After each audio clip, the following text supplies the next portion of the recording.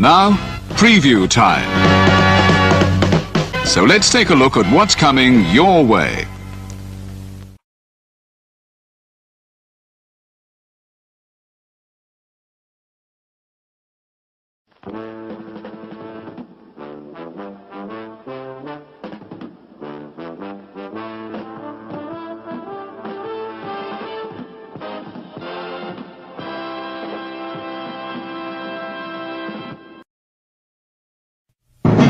The Jeff Meacham Network's Multiverse of Media. For over 15 years, the recognized symbol of excellence and the standard bearer in coverage of sports and entertainment.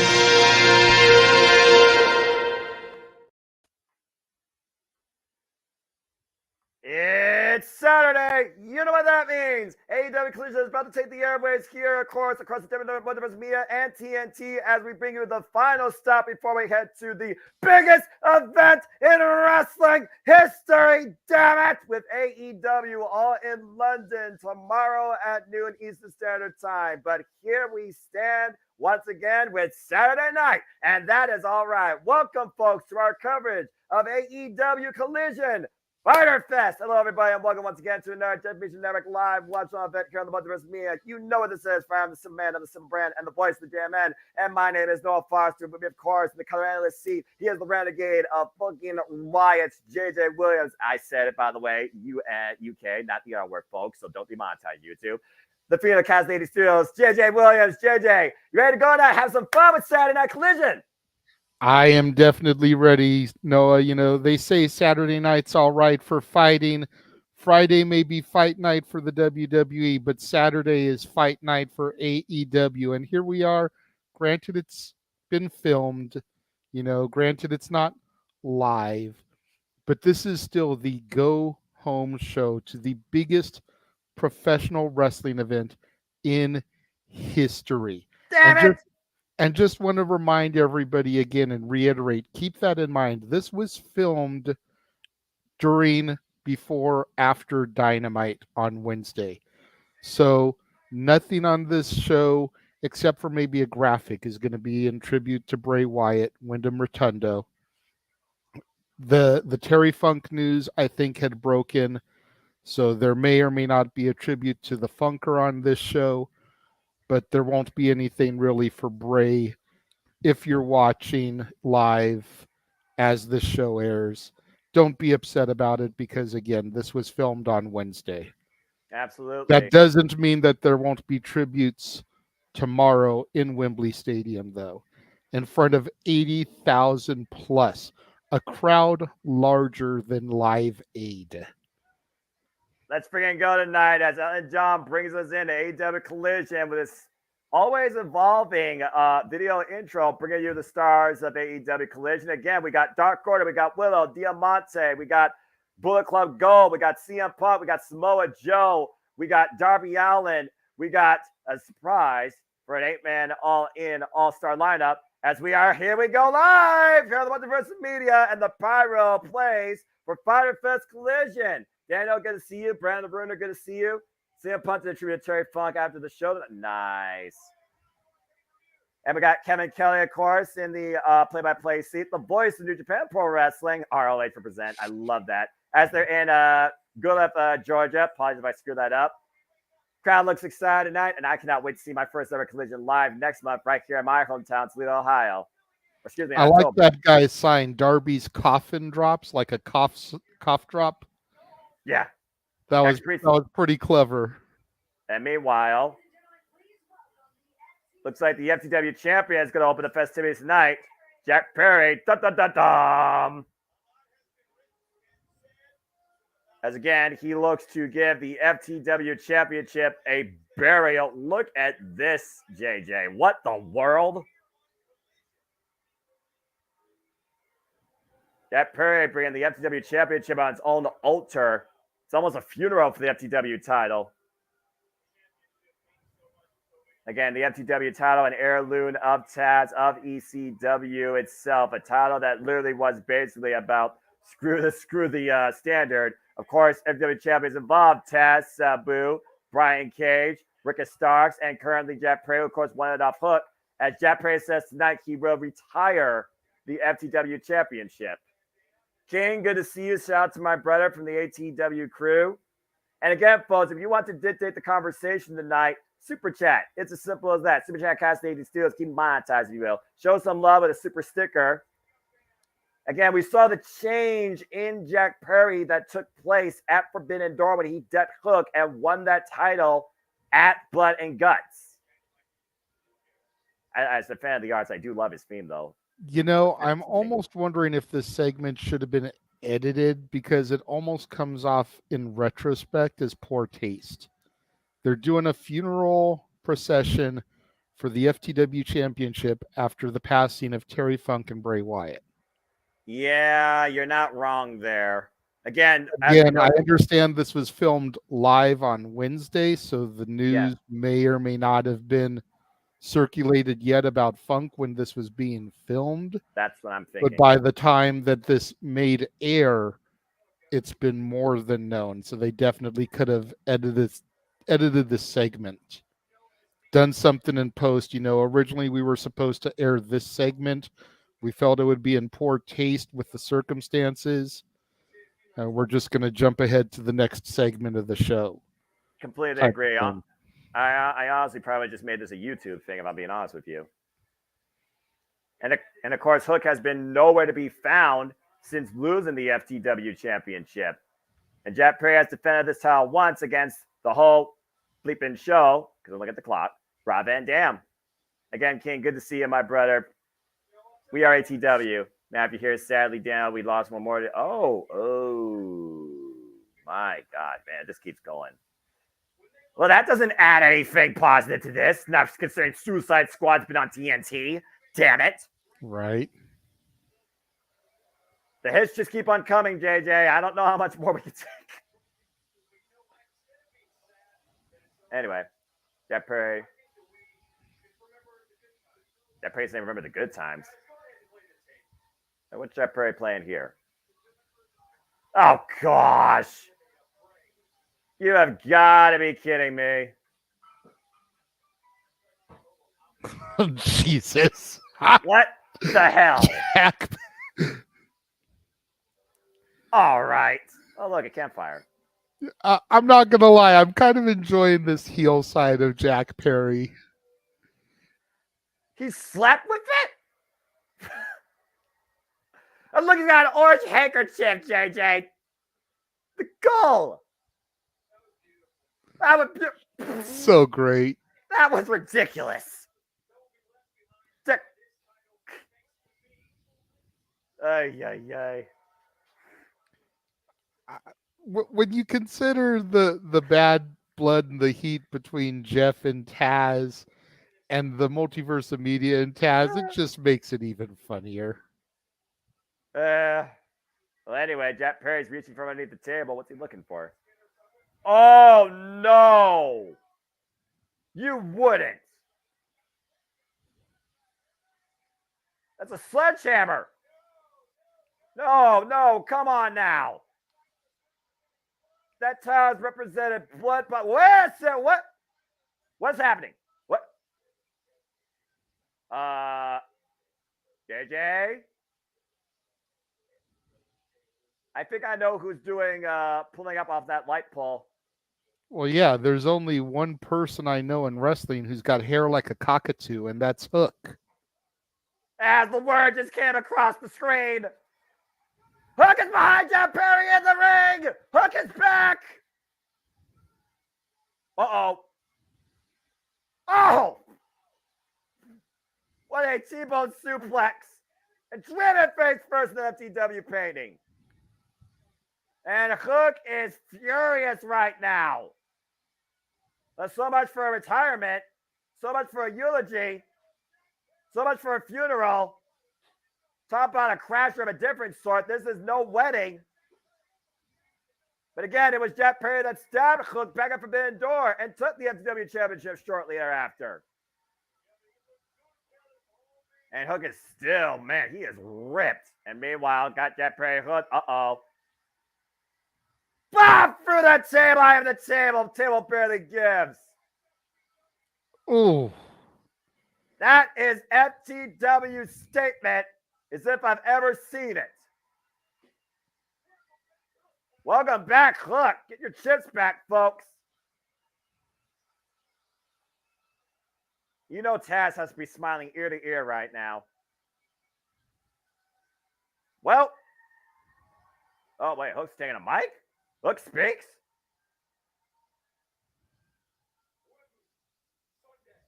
What? All right. Why not? Why not? I mean, it's not a legitimate title, but why not sell this thing for the biggest signs of wrestling history? Hook just said Wembley. Tony Khan, book the match. Hook versus Jeff Perry at Wembley for the FTW Championship. And it's official for the 0 Hour. Tomorrow at All In London. That was awesome. Meanwhile, we look back at the bromance of the summer, and we look back to where it all started, JJ. That 30-minute draw with MJF and Adam Cole over a championship eliminator. And of course, we saw shortly after in the blind tag draw, Adam Cole and MJF was the team, was the bromance, was the storyline, the lightning captured in the Burberry line bottle that has been the talking point of the summer. And it all comes down to 2 words: double clothesline. or kangaroo kick. That too, good as of late. Again, we Like, saw. I'm not gonna lie, I want to see him do the kangaroo kick on Aussie Open. Crowns up and all, but yeah, I want to see the kangaroo kick in full effect.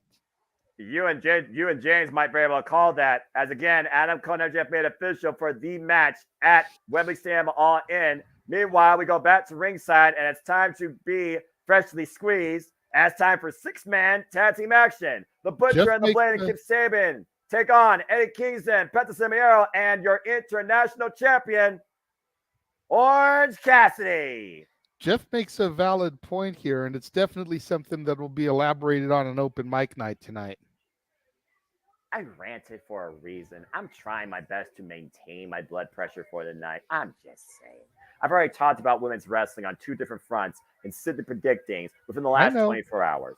I know you have, but that's a very valid point. Every champion, even if they are not defending their title, is on All In, except for Chris Statlander.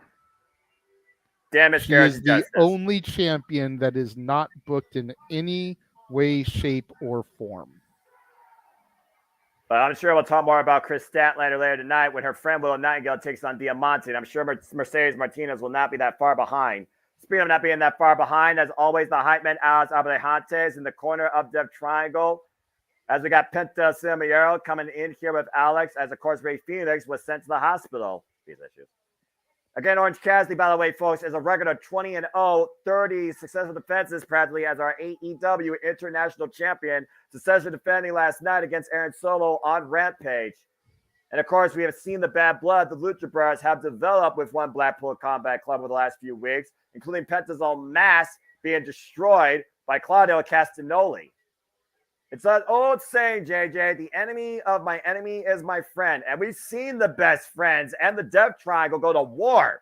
And speaking of going to war, talk about the man that just went to war for the G1 Climax and is our current NJW Strong Champion. Welcome back, Mad King. Here's Eddie Kingston.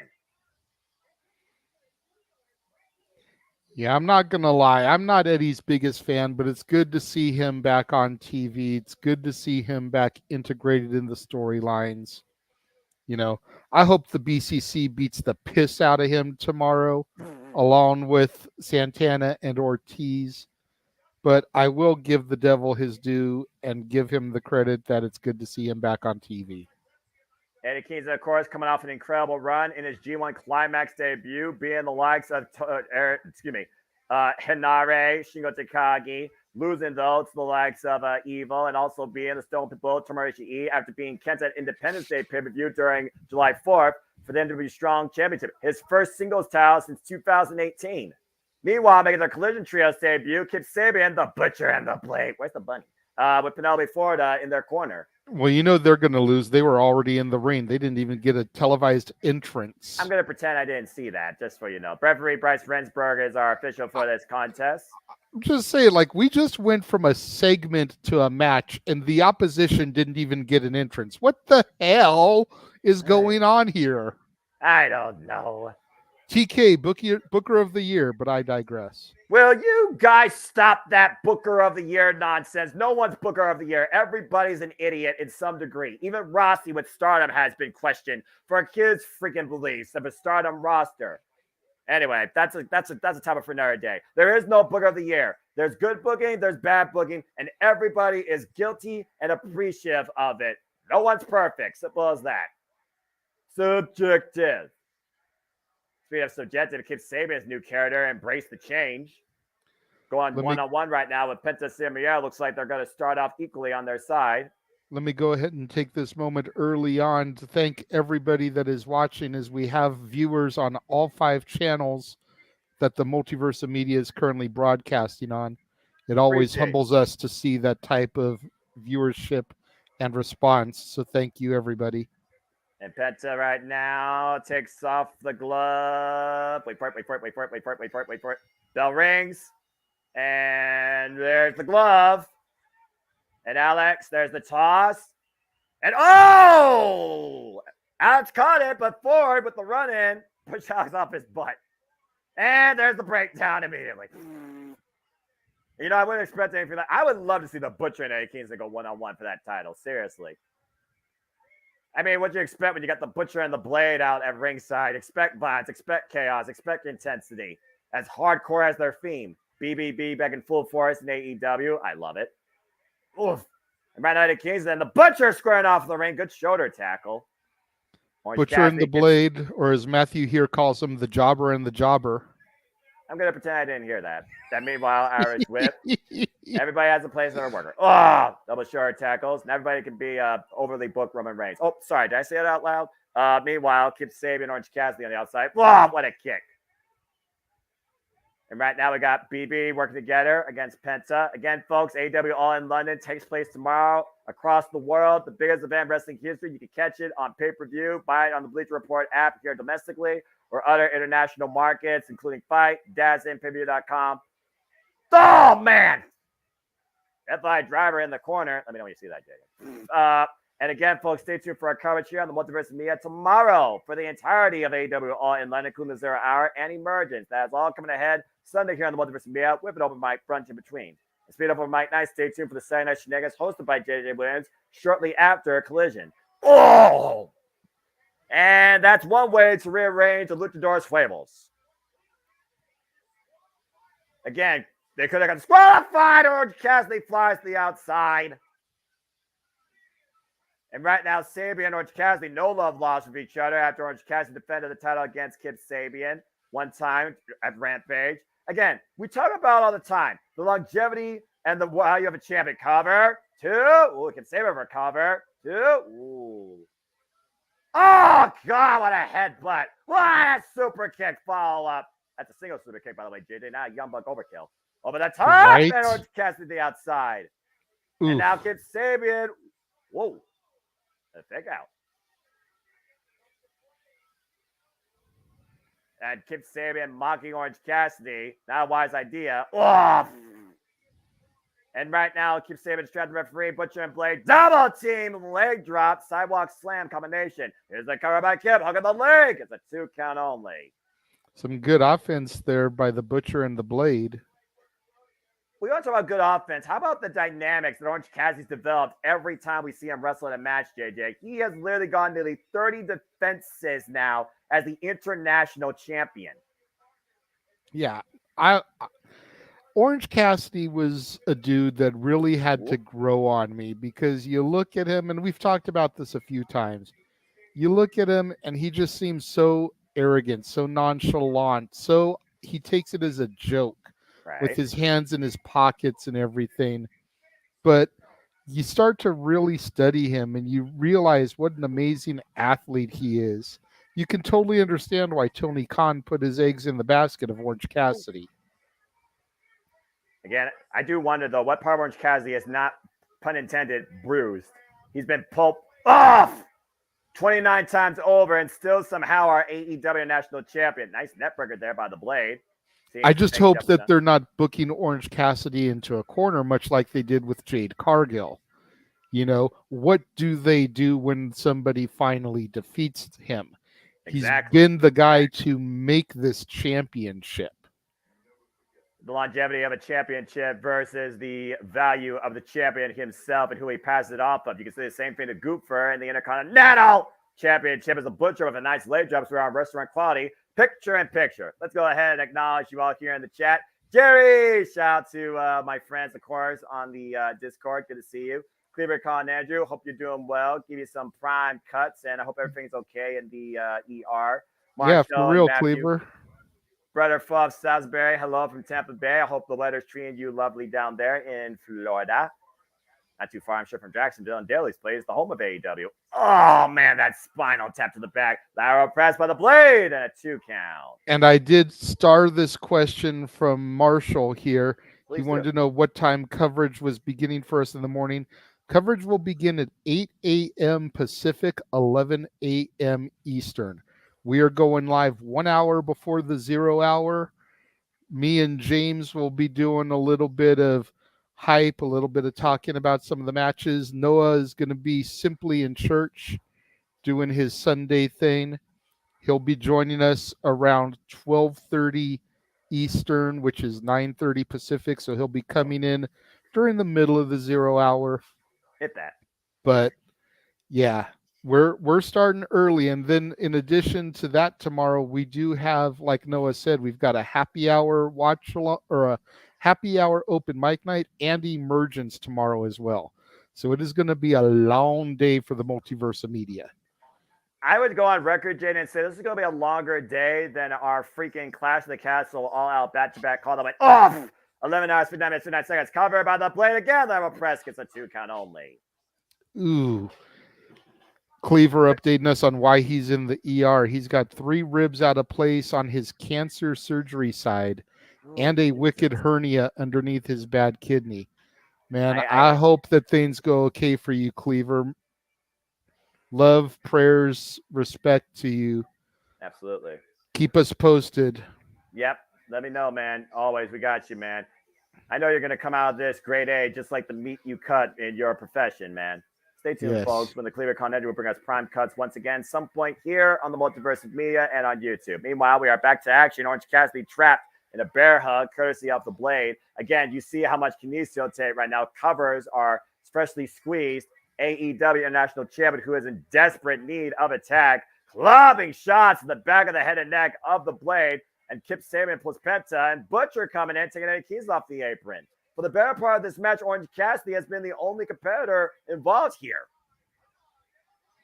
There's lots of kinesio tape in this match. You see some there on the Blade as well. And Kip Sabian, the springboard. Oh, double shot. Jackknife float over. 2. Oh, good combination there by Kip Sabian and the Blade.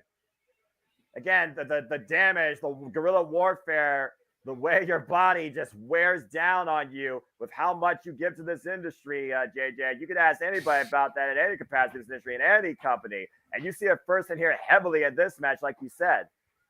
Sabian now legal. Oh! Up and over.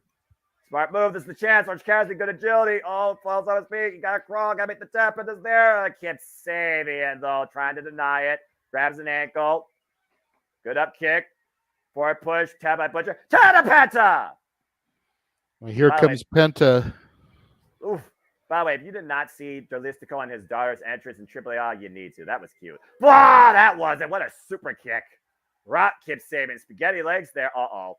And what the hell, step over? Oh, my God! Jesus. What a destroyer! But unfortunately, that move has gotten so bastardized that it's not even a finisher anymore. No, it's just a spot. Uh-oh. And Eddie Kingston is coming in. Well, you want to talk about a guy that's no nonsense despite his track record, JJ. Eddie Kingston is the definition of that.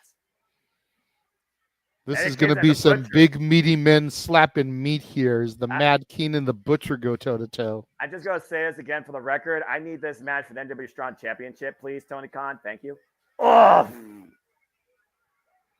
I don't want this singles JJ. I like this. I like this a lot. Oof. Gets the midsection.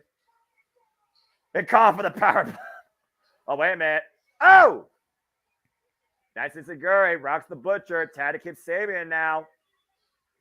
Runs into back elbow strike. Eddie Kingston again coming off an incredible run. G1 Climax. And of course, meeting his mentor, Kawada. You can check that out on NJWWorld.com, folks, exclusively. And speaking of Kawada, there's the chops in the corner. Ooh! Now Blade pushed up against Kip Sabian. 2-for-1 special. That's how you tenderize some meat. Colin Andrew knows a thing or two about that. The Butcher. Orange Cassidy. Orange Punch connects! Oh, the Hurricane! Oh, the Blade gets jacked. Kip Sabian caught, though. Big exploder. And now Penta looking to finish up. Pump handle. Orange Punch. Penta driver. That was a great combination, but the way Kip Sabian sat back up. Yeah, but he set up right into a freaking running sliding elbow strike, and then Kingston and crew get the win. Oof. Well, I will say, JJ, Eddie Kingston and Penta Orange Cassidy look very strong, pun intended, ahead of their Stadium Stampede match in Wembley against the Blackpool Combat Club and the returning Santana Ortiz. If they could show that type of cohesion here tonight, they could be the oddball team to get the better of, I would say, a more united front come tomorrow at Wembley. That's a fair assessment. We'll just have to see how everything plays out in the next 24 hours. Stadium Stampede, folks. 5-on-5. Santana Ortiz, Wheeler Yuta, John Moxley, Clara Castagnoli take on the Best Friends, Orange Cassidy, Penta Cibiero, and Eddie Kingston. As we are now taking a full commercial break, let's go ahead and take a look at the comments here. No, it really shouldn't. No, absolutely not. No. The premiere episode of WWECW already had a zombie. We do not need the mummy also. Mommy. No, Marshall, that's a bad Marshall. But I will get to your question that I starred. Please. We did have a show that went 12 hours consecutively. We got cut off the air because that is YouTube's limit for a live stream is 12 hours. Which I find hilarious. I don't remember what the show was. It was another double stream like we're doing tomorrow. The difference for tomorrow, though, is we learned from our mistakes.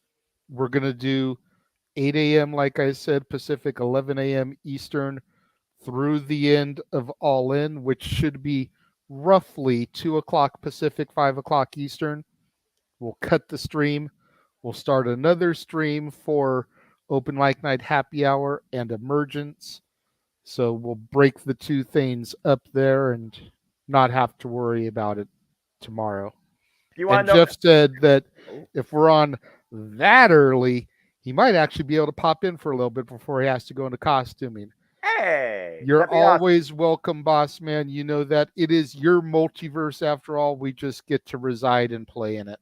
And forever we are appreciative of it. By the way, JJ, I know exactly what stream you're talking about. That was NXT Deadline and Ring of Honor Final Battle last year in December.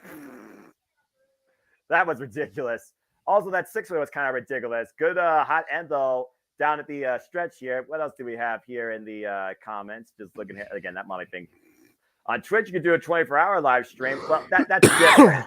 That's different. That's gaming, and some people do that for charity. So I do understand.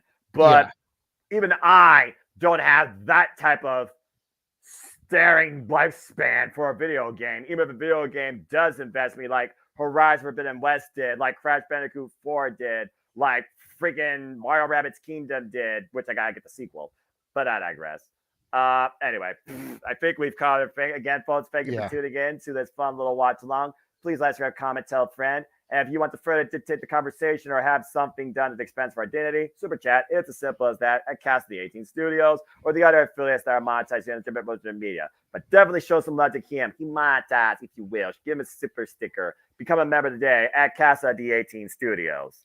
And remember, in honor of both Terry Funk and Bray Wyatt, if we get $25 in super chats tonight on either channel, then I have it confirmed. Jeff Meacham on Open Mic Night will sing Desperado as a tribute to Terry Funk. That was his ECW theme. Nice. And if we can get up to 50, somebody on the panel, possibly even you, Noah, will sing one of Bray Wyatt's themes. I will do Live in Fear. I will actually do that. I will take the blow for that because I cosplayed as that rocking chair Bray Wyatt when I used to live in my old house. I used to literally preach as if I was doing those promos. But where's the mad place, man? Just giving y'all lies, but I'm the truth. Anyway, that's a whole different shtick that I used to do just for fun when I was going cabin fever crazy at my freaking house during the pandemic, but I digress. Speaking of diatribes and promos, it sounds like the best friends, Eddie Keys and Penta, are looking to send a message to the Blackpool Combat Club and Santana Ortiz. And we know how personal this has gotten at the expense of Sue and her minivan. And now we get some real talk from Eddie Kingston. That Mad King with a live microphone, that's almost as dangerous as CM Punk. Punk is more dangerous. Hey, Orange Cassidy wrestling it away from Kingston. Oh, this is rare to see this kind of fire from Cassidy. Yeah, no kidding. Let's see what I gotta say. Man, a few words. Oh, well, never mind. Look who's up on the screen, JJ. BCC represent. And they are born nasty, Santana Ortiz. That's true. John Moxley saying that Kingston made the challenge.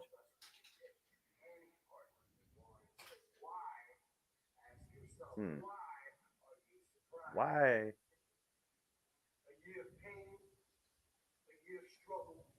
Pain, struggle, torture. A year? Again, but for Comic Con about Be Real. Ortiz knows how to cut a promo for damn sure. Definitely. Uh-oh. Eddie's got enough of this. Straps are going down. He is hunting. I don't think this is wise, man. He's only one for the 5 of them. Oh, boy. And you know how much Anakiza wants Claudio Castagnoli, particularly. We talk Mox looks like he's bored. He looks like he's about to fall asleep back there. John Moxley's like, you don't give a damn. Wheeler Yuta's got that look on his face like, yeah, what my homie said. Moxley's got this look on his face like, really? We got to deal with this bullshit again. And once again, Claudio Castagnoli saying, JJ, that Eddie Kingston once again blaming everybody else for his mistakes, not taking responsibility for his actions. Like what I said. Reap what you sow. That's true. Classic proverb. Well, Kingston went down to chase the Blackpool Combat Club. I'm not sure if this is going to end well. We might get a handicap in Wembley. Oh, boy.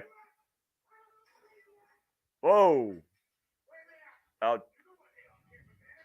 Everyone get out of the way. Eddie Kingston's on a mission. They left. That was probably pre-recorded for all we know. They're probably at the airport. Eddie Kingston on a hunt. Oh. Eddie Kingston is just one more mental breakdown from really doing something he would regret.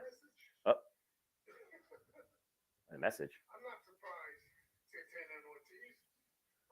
So he's not surprised that Santana Ortiz is back. Actually respects it.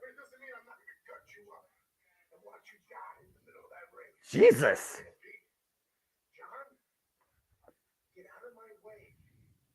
I got my way. Oh. Get out.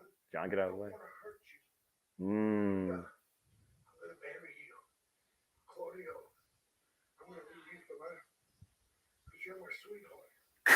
Sweetheart.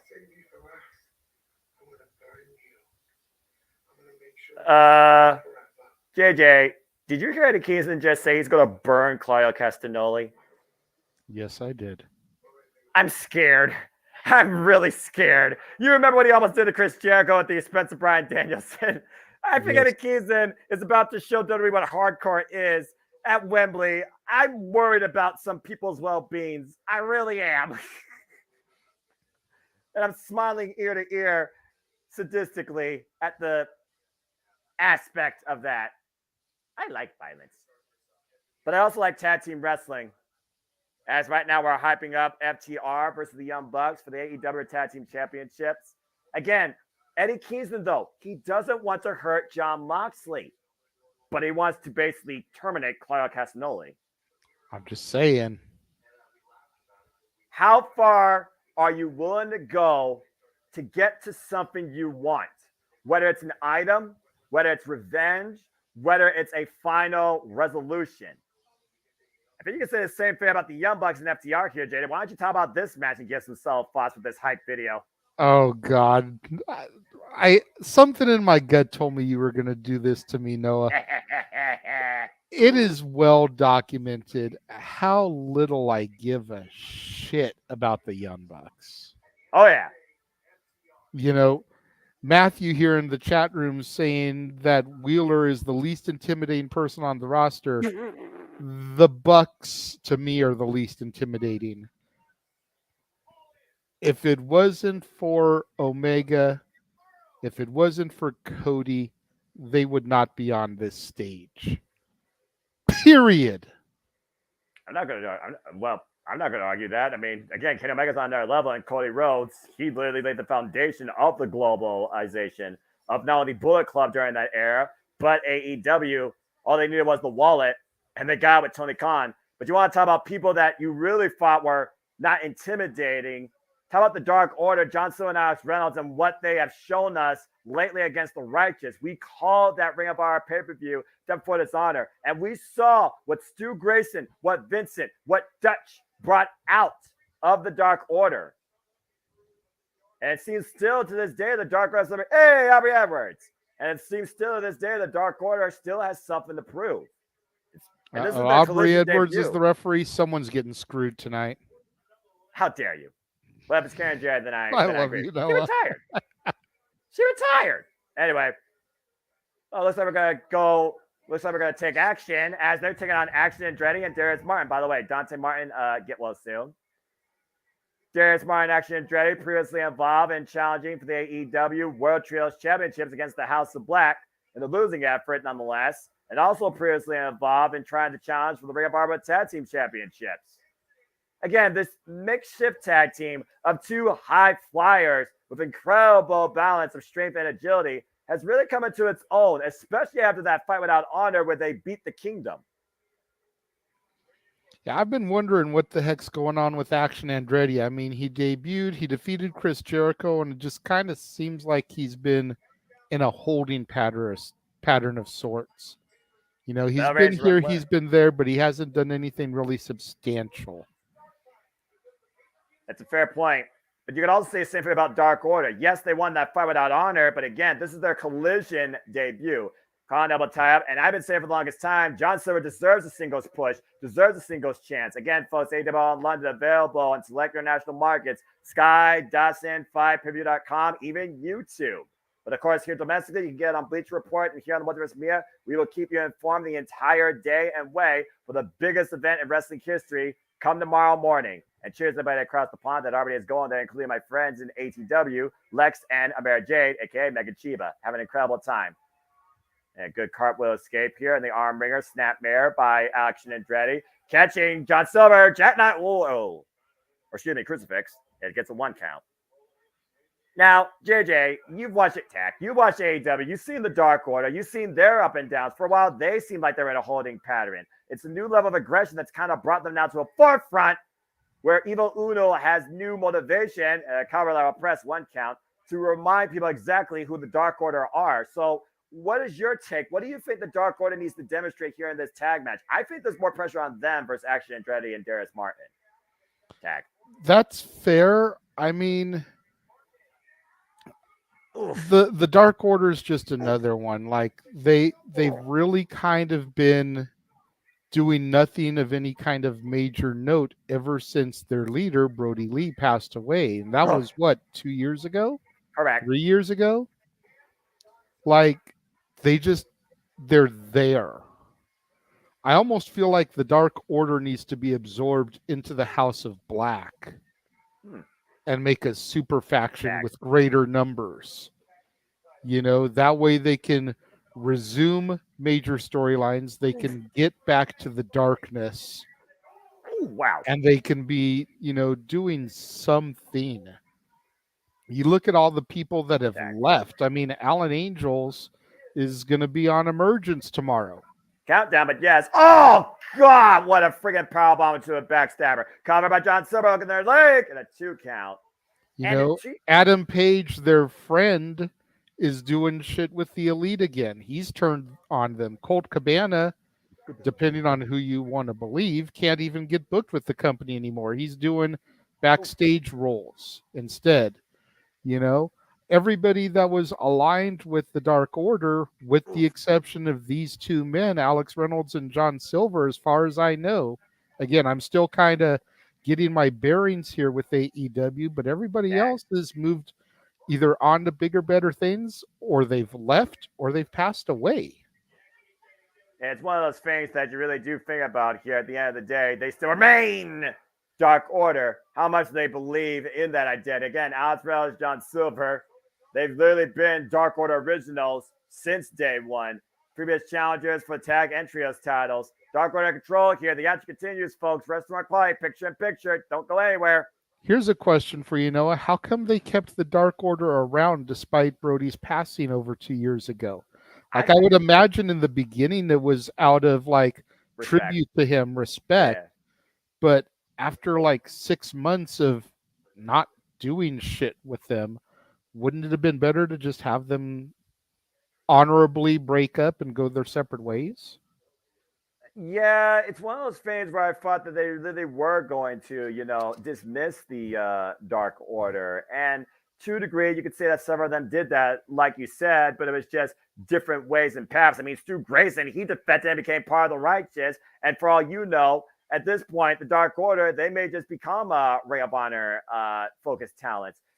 It's one of those things where I think the Dark Order was not so much just about Brody Lee, but it was an identity. Because remember, before Brody Lee became as part of the Exalted One, Dark Order was literally, Evil Uno, John Silver, hook of the leg, 2 count, Alex Reynolds, and Stu Grayson. They were the original 4. The Dark Order expanded with the others, including, like you said, Alan Angels, Colt Cabana, Brody Lee, not in that order, and Anna Jay.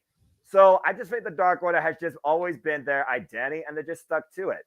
And now we're back to truly the original 3, since Stu Grayson decided to join the Righteous to find a new level of violence. And proverbially speaking, I can see the Dark Order now maybe going after the Ring of Honor Tag Team Championships if they win this match. But the same thing could be said for Action Andretti and Darius Martin. And of course, the Ring of Honor Tag Team Champions will be on the line during the 0 tomorrow when Ozzy Open defend the gold against MJF and Adam Cole. So I think it's just the Dark Order has just been their identity, and they're not ready to change it or give it up, even before Brody Lee came and even beyond his passing. Let's see what y'all are saying here. Oh, that's right. On it. Well, technically speaking, Ty Conti was never part of the Dark Order. She was and still is Anna Jay's friend. And by the way, you're not seeing Ty Mello till next year because she's becoming a mom. Congratulations. Yes. And to go with your point, JJ, from earlier about absorbing maybe in the House of Black, the House of Black did face the Dark Order in the inaugural Trios tournament, I believe, and the House of Black got the better of the crew. So, I mean, again, it's one of those things where I don't think it's forgotten, but it might be something to consider. And based on the fact we do have the Trios champions on the line tomorrow, if we get a title change, that might be the Dark Order's way to go back after the championships. Fair enough. And I did star Marshall here. I brought it up earlier, but I'll go ahead and bring it up again. He says, keep subscribing to the Jeff Meacham Network and other people in the Jeff Meacham Network multimedia universe. Let's keep these people getting bigger channels they deserve to blow up and become international stars on YouTube. God bless you for that comment. We are here for all of you, and we thank you again for your viewership, your participation, and your support. Forever we are the JMN Multiverse of Mia, or as Dattula christened us, the Multiverse Bunch. I'm sure James is going to come up with some weird Brady Bunch intro video for our End Year special, too. And right now, Darius Martin trying to come up with some momentum. Nice. It's a great rocking out Reynolds, taking the Dark Order on 2-on-1. Of course, we know Top Flight, one half of the brothers, that is Darius Martin with Dante Martin, came in on the scene and got went off the bus. 2-for-1 special. Nice. Here's a cover, hook of the leg. Is that enough for you to win? No. And Darius here just doesn't have the same personality and charisma that Dante does for me. No. Like, I can't get sucked into his matches. Dante Martin is such a great wrestler. I think he'd be doing better alongside Action Andretti than Darius is, if I'm being blunt. Oh, that was a great combo, though.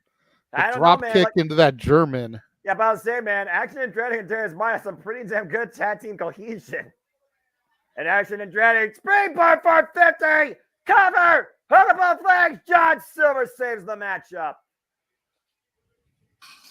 Ooh. And I did not see a kick out happening there. That was literally a desperation save tag. And to go to your point about Dante Martin, we literally saw this man involved in singles encounters endorsed by the likes of Ray Phoenix. Dante Martin, it's one of those things talking about tag team wrestling. There's always the star player to happen, and there's always a support player. There's a backslide. John Silver, though, catches him.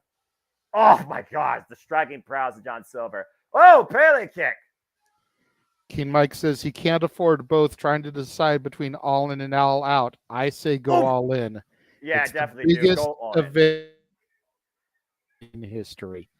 All Out, no offense, is just another AEW pay-per-view in Chicago. I agree. No disrespect intended. There's that kick. There's that elbow. There's the Nishiguri. There's that stunner. There's that suplex. There's the jackknife float over. There's the cover. 2. And the Dark Order gets it done their debut. And Aubrey Edwards with an actual fair count. She didn't screw anybody this time. Will you get off Aubrey Edwards' case? She is the official for a reason, for Pete's sake. And Karen and Jeff Jarrett were involved, so nothing got effed up. Dark Order wins their Collision debut in great fashion with that perpetual synergy of motion, I like to call it, towards the jackknife float everything. I love that sequence of moves, by the way. I love that. Meanwhile, we go back last Wednesday on AEW Dynamite with Nick Wayne and Darby Allin and Lexi Nair. Let's see if we can get some feedback regarding Christian K. Oh, Air Fox? Oh. Oh. 16 years, man. It took me 16 years to get here. 16 years. I make it. When I lost that match against Orange Cassidy, I just thought everybody lost faith in me. I thought Darby lost faith in me. I mean, there is a time where you do question yourself in this industry if you don't get the win. I lost my father, too. Ooh. So I can't give you your thought back. But for whatever it's worth, I can give you my word. AR Fox giving Nick Wayne his word, but Darby Allin looking at him, and Nick Wayne's not ready to do that.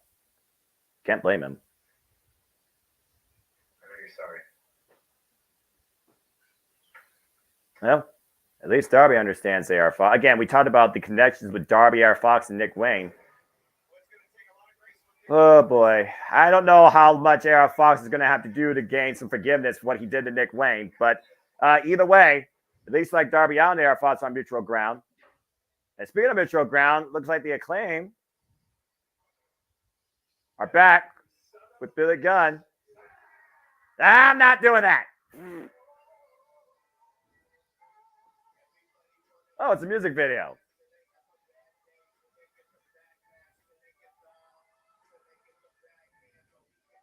Again, we thought Daddy Ass was no more, and he wasn't. But now we got the one true badass Billy Gunn.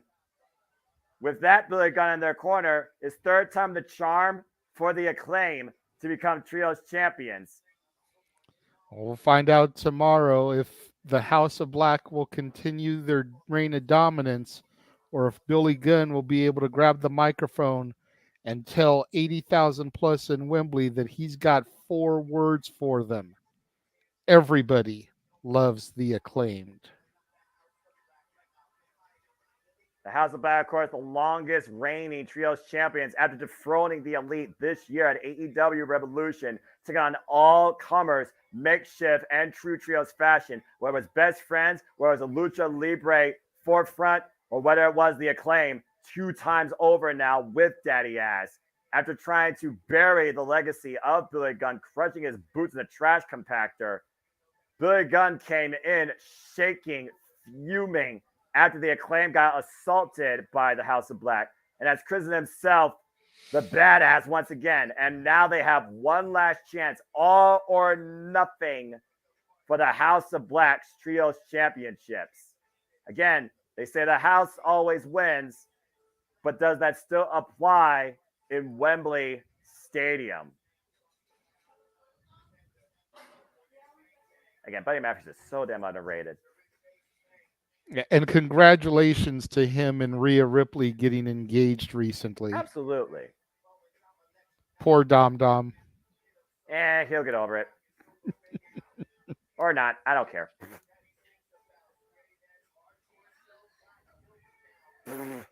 This freaking rap.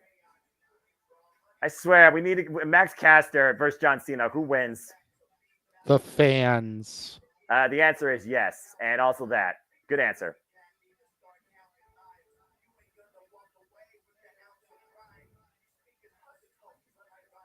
As, of course, they're mocking Malachi Black and the narratives he has spun. Oh, Jesus. Of course, they don't give apologies. Okay, I need a playlist of Max Caster themes, like I can playlist Joe Hendry stuff, because Max Caster's got a hell of a talent. He does. That's why we're kind of being quiet, folks. We're just kind of, well, I'm vibing, and I don't care much for rap and hip hop, but I'm not gonna lie, that was pretty damn cool. All right, we're on commercial break, so let's go ahead and see what's going on here in the comments. JJ, what we got here? Just people talking about, be shocked if Billy Gunn came out to ass man. Well, they'd have to get WWE clearance for that, so that ain't happening. I mean, I would love to hear the dirt. They need to have the in-ring wedding of Dom Dom and Rhea. Oh, God. I definitely think that they've got to do that at some point. What's the age difference with those two? I'm just saying. A couple of years. Oh, okay. It's really not as far away as everybody thinks. Okay, well, that's good to know. Jesus. King saying that song should be on all streaming platforms. Oh, I'm sure you can find it at your local. You know what? Here's a marketing idea, Tony Khan. ShopAEW.com. Max Caster's greatest hits. All people will buy that album. I guarantee you, because Max Caster's got a talent. He's a wordsmith. He got good skills. I am no wordsmith, so don't expect anything from me. I may speak everything possible, but I'm just a simple man that does commentary. Damn it, did not mean for that to rhyme. Anyway. And we love you for it, Noah. God bless all of you. Acclaim looking to take the prize. Will they make it out of Wembley alive? Anyway, as we're on a commercial right now. Oh, man, I love AEW, man. There's always so much fun to be with it. As Marshall said up in the chat here, everybody loves the Acclaim. But, yeah, going back to the whole Nick Wayne and AR Fox dynamic, the connection with Darby Allin. Now AR Fox talking about how he lost his father as well. He really made it personal with Nick Wayne. It's going to take a little bit of time for Nick Wayne to even garner some respect for AR Fox to what he and Swerve did in his own home. I mean, and that's fair. I mean, he and his family was completely disrespected.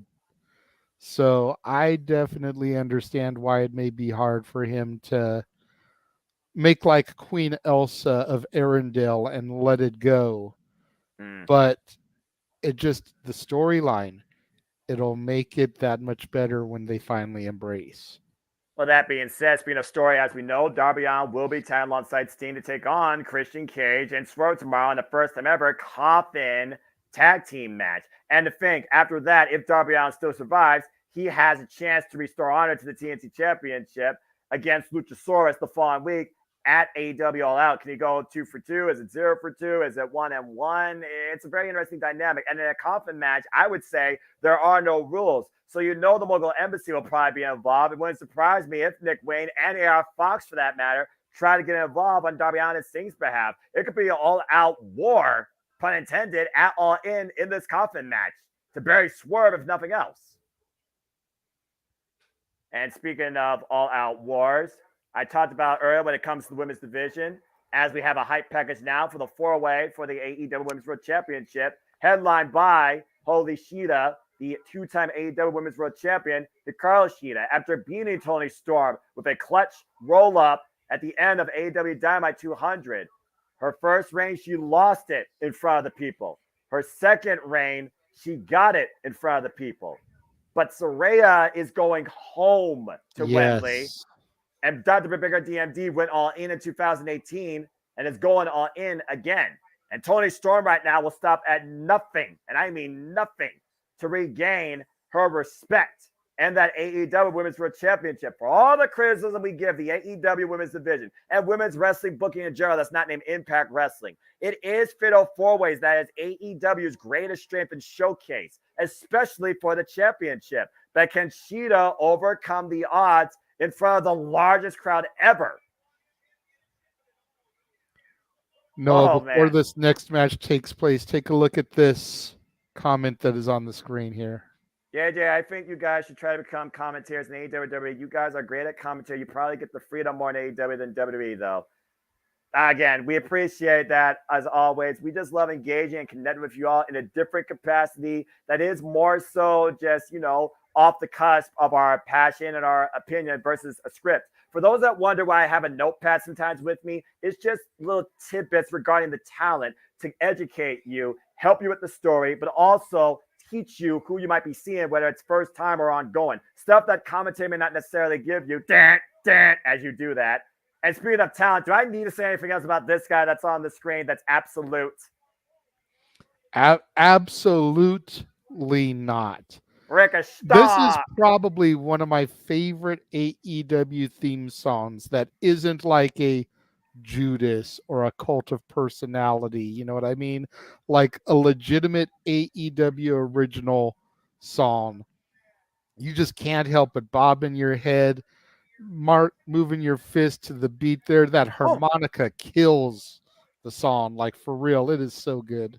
And speaking of killing, I think Big Bill is about to kill Mary Morales as we got a one-on-one match here. As again, Ricky Starks right now is suspended from in-ring action for 28 days total after beating Ricky the Dragon Steamboat with that belt that he still has with him to this day. Look at that, JJ. Oh my God. God. And you can't teach that. Eat your heart out, Tom Petty. That's the definition of free falling. That Big Bill asking him, you want to hit me? You want to hit me? Oh my word!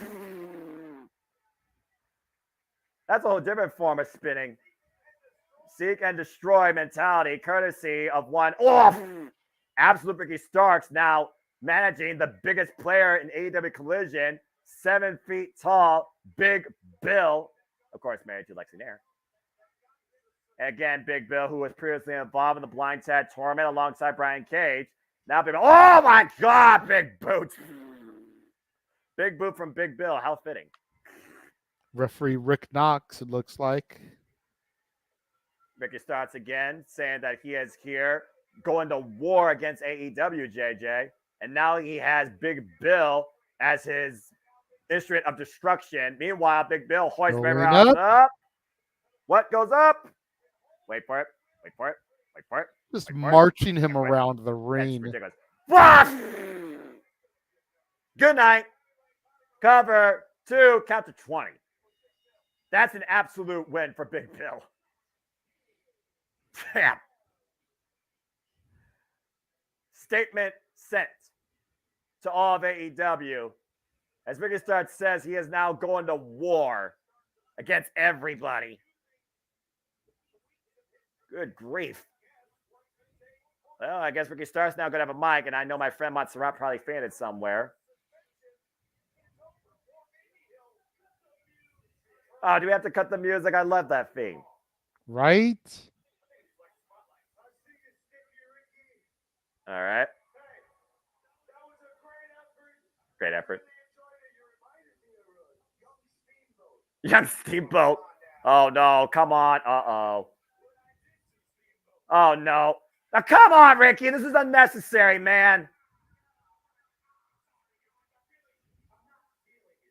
He's not feeling it. Next week? Bigger strap. Oh, Jesus. Ripping Ray Morales like a government mule. That is absolutely just downright disgraceful.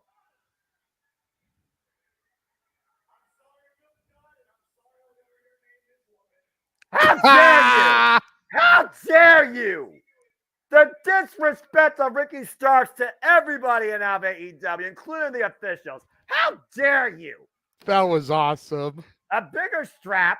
What the hell he means by that? Next week.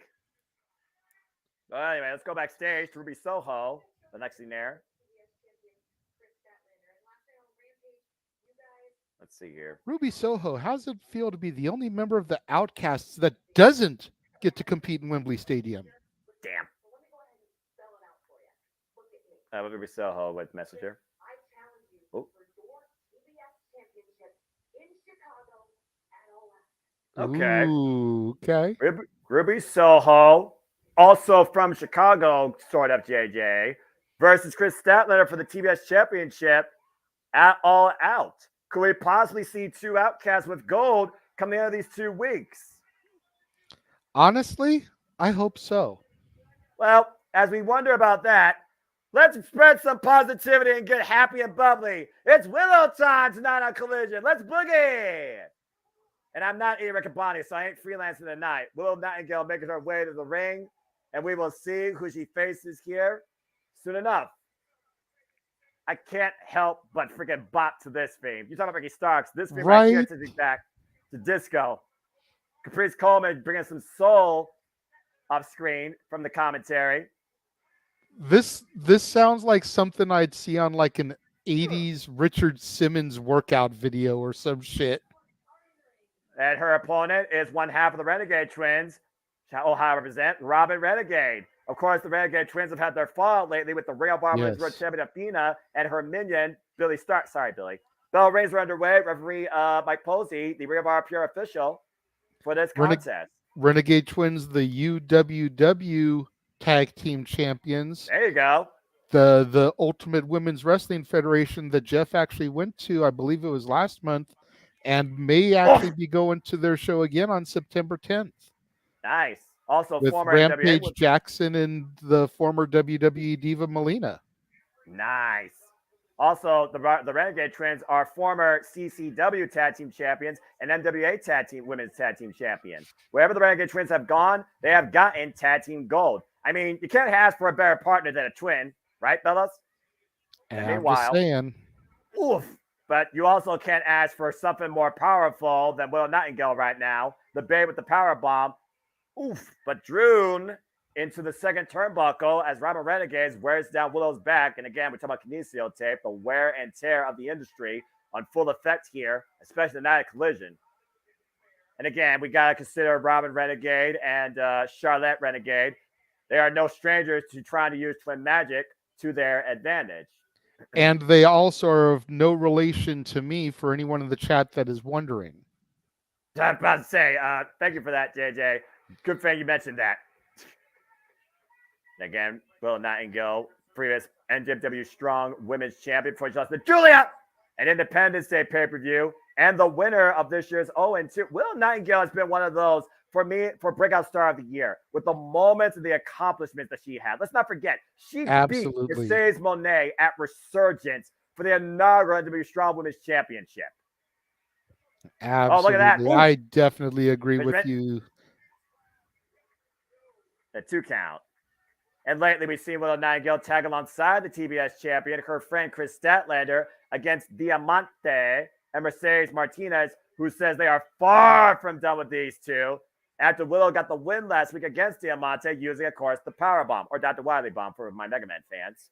As Robin looks for a reprieve and maybe a bit of encouragement from her sister, Charlotte Renegade. Can you tell which one is which? I cannot. They got it! Well, I can tell you that Charlotte just got a PK, if that helps you. Well, and Robin cut the boot and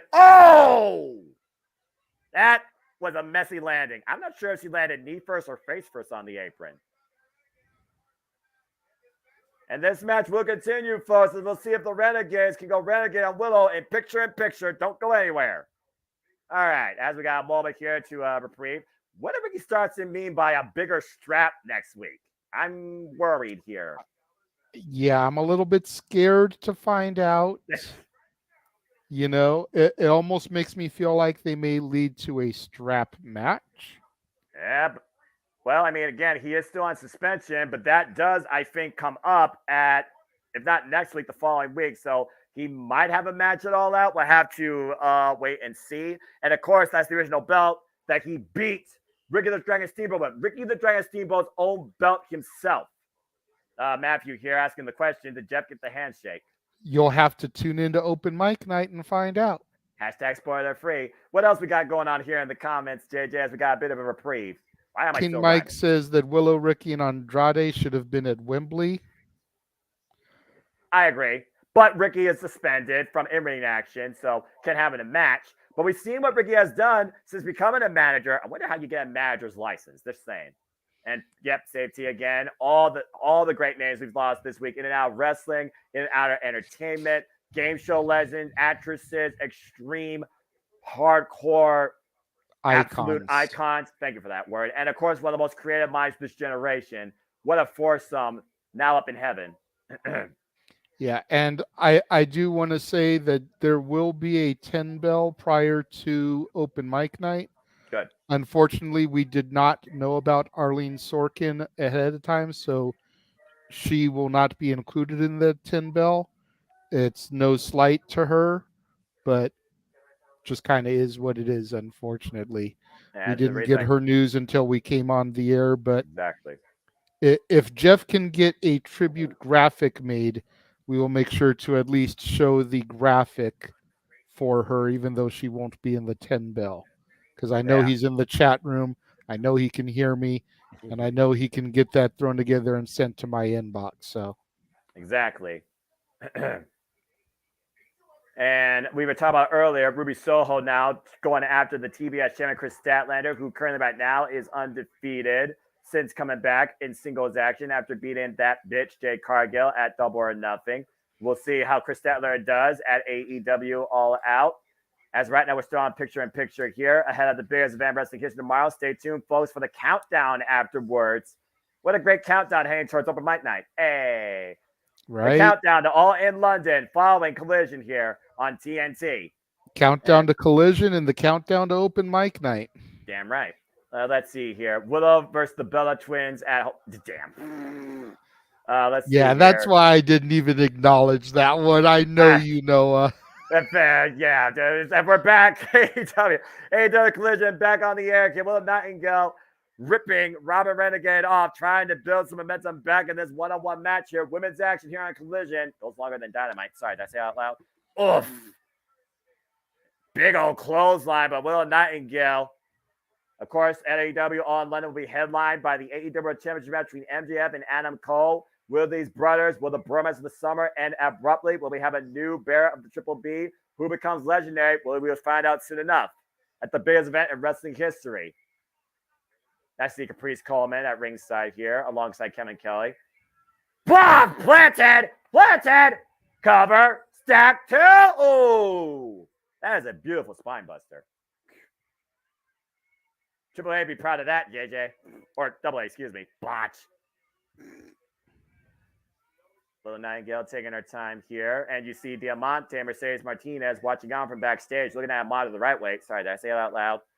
Meanwhile, up in the fireman's carry, the elbow strike, the slide out. Too much power. Oh, you're not going to get a freaking flip from freaking Willow like that. The babe with the power bomb by name, demonstrating her power. Looking to fall in. Cannon bomb misses the target. Oof. Oh, crash and burn. Yeah, you're a little bit ahead of me. Oh, you're so fine. If I don't respond right away, that's why. Just tell me you see the drop kick off the top rope. You're good, brother. No, it's good. Nice drop kick. Here's the cover. 2. What's up? I was just going to say going for the pin. Yep, and nearly got it with a 2 count. And Charlotte Renegades back on her feet. See, unlike the last match, which was a complete and utter squash, Robin Renegade at least getting a good amount of offense in here against Willow. Wah! Pump kick. Down goes Willow. Down goes Willow. Charlotte with some jaw jacking here. For those that don't know, Charlotte Renegade is the one with the bun in the hair, higher up. Robin Renegade is the smaller bun, and I think less braids. And Willow right now hooking her up in the front headlock. What the hell is she looking for here? On the floor. Oh, Like no, she's not a going to try and suplex. go for a vertical suplex. Yeah. Oh, Wait. You can't do that. Oh, my. The strength of Willow Nightingale. 2 for 1 special, JJ. Extremely impressive by Willow. Everything about Willow is impressive. I've been a fan of her since the first moment I saw her. Same. And meanwhile, looking to hook her Gut up. wrench power bomb. Power bomb cover 2. It's Willow with the win. As if there was any doubt, but still, Robin Renegade, hats off to you. Much better showing than the Baba Ganoush that went up against Big Bill. And also, of course, you can find the Renegade Twins primarily on Ring of Honor. Willow Nightingale with a smile on her face and the victory tonight on Collision. And the crowd starts dancing. And if you're in SoCal, you can find them at UWW September 10th at the Globe Theater in Los Angeles. And you might actually find Jeff Meacham there as well. All right. Meanwhile, we'll talk about the hype of AEW all in London. You see the fans, you see the billboards. Look at that. That's awesome. Saraya on Good Morning Britain, their version of Good Morning America.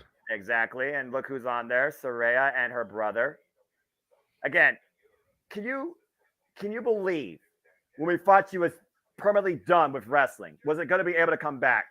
That we'd be seeing Saraya in front of her own home country, in front of the biggest crowd ever at the biggest event in wrestling history.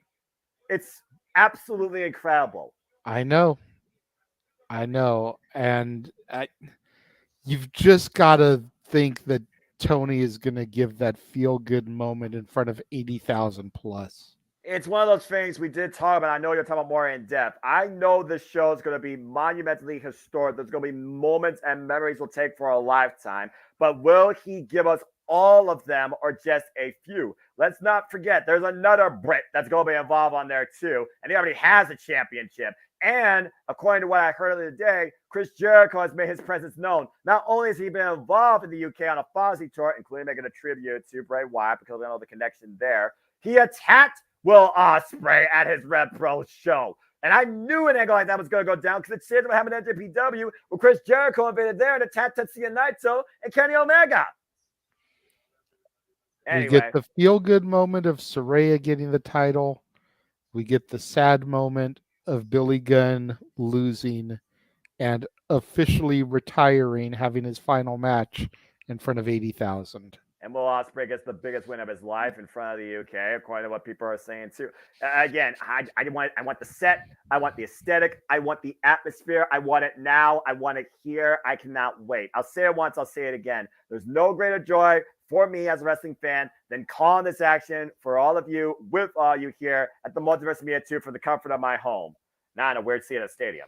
Let's go ahead and take a look at some comments here. Yes, I agree. Bob Barker again. And Bob Barker, of course, former guest host of Monday Night Raw with Chris Jericho as a contestant. That was so damn good. I remember that. That's one of the only clips I watched during that time with WWE when I was still trying to be a fan, but the product just distasteful for me on so many fronts during that period of time, especially that time. Let's see here. What else we got? I'd rather have a happy moment of Sheeta retaining as champion and Billy Gunn winning the trio style.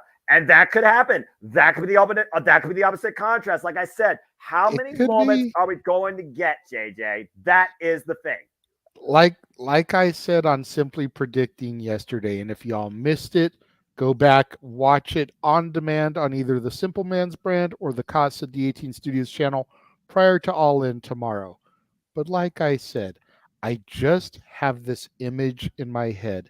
If you think about it, Saraya hasn't had a whole lot of matches since being cleared and being back. Oh, yeah. But something in my gut and in my brain has this image. Saraya holding the AEW women's title in one hand and giving the finger to WWE with the other because they refused to clear her. Even if she only holds it to All Out or Full Gear and drops it. She has done what the WWE said she would never do again. She has wrestled.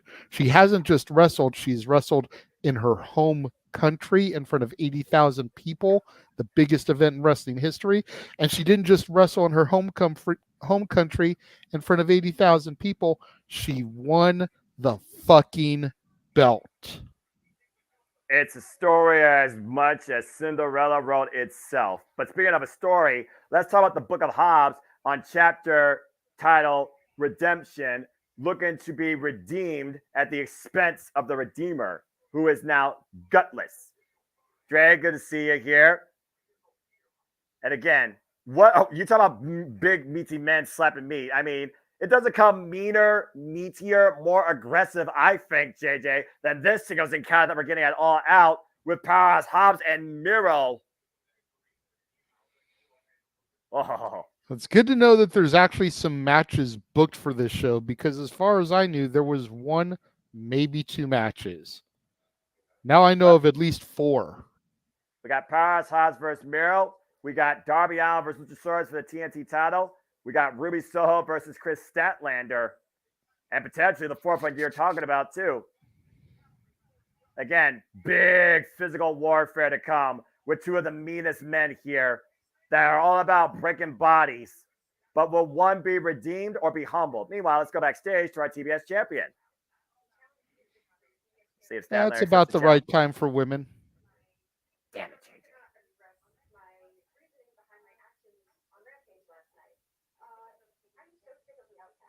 I think we're all sick of the Outcasts, Chris.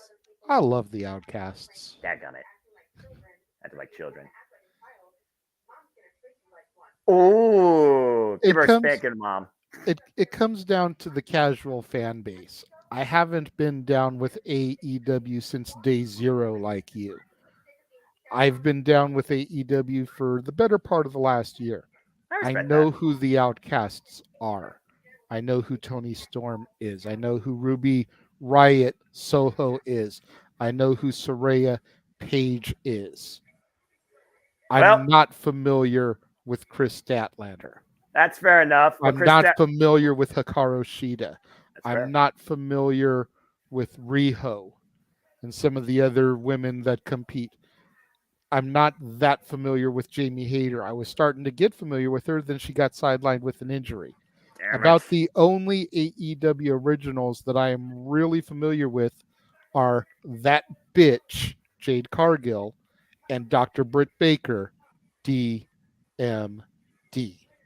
Well, to your point, I respect that. I understand our fans of different sorts, but I also know Chris Statlander is tired of being disrespected too, and the Outcasts have shown nothing but disrespect towards her, and she is also an AEW original. Why the Outcasts are against the originals. But it is now official. It will be Chris Statlander defending the gold and Mommy unleashing punishment on a child looking to spank Ruby Soho's ass at AEW All Out. Speaking of spanking someone's ass, Outlandish Sticky Dice is going to go one-on-one with Limitless Keith Lee. And JJ, you know all about these two to a degree.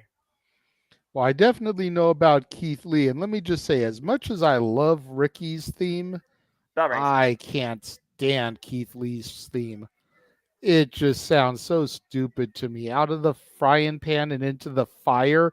Yeah. Who the hell came up with these lyrics? I don't know. It wasn't Keith Lee. I guarantee you that. Meanwhile, Keith Lee, his Collision debut, bask in his glory. There's a theme for you. How's that for a theme?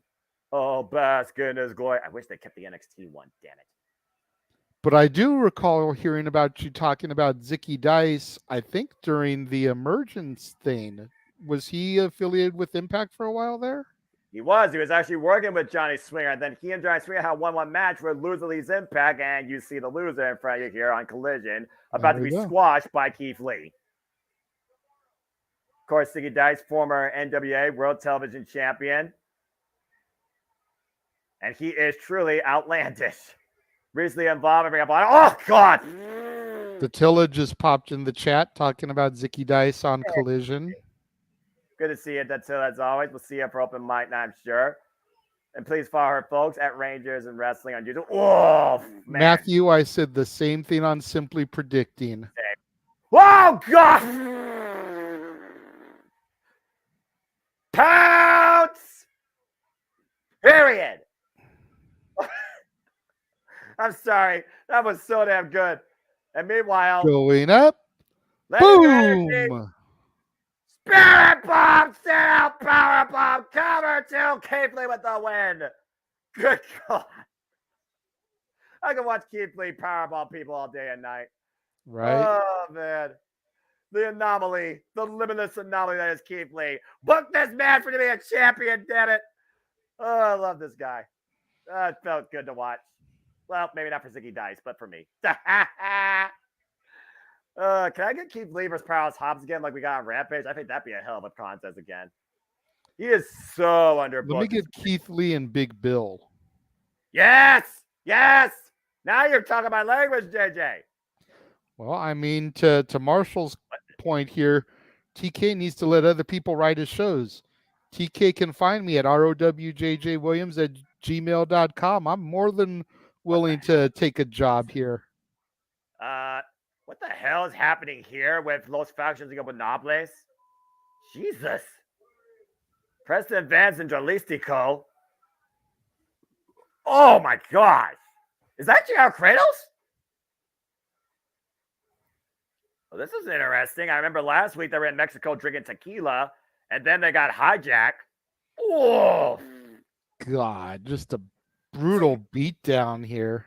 I mean, this is what happens in Mexico, right? Oh my gosh. Well, don't mess with Fashion Nobles. Spilling blood. I wonder if this was set up by Roosh, though. Be continued. Speaking of which, I think I know. Oh, that's Jose the assistant. Wait a second. What? I guess we'll worry about that more later. Well, been a lot of fun, been a lot of talk, but JJ, go ahead and do the Mark Henry thing because it's time for the main event. The 8-star all-in lineup tag team match. And look who's coming for commentary. The Ring of Honor World Television Champion, Samoa Joe.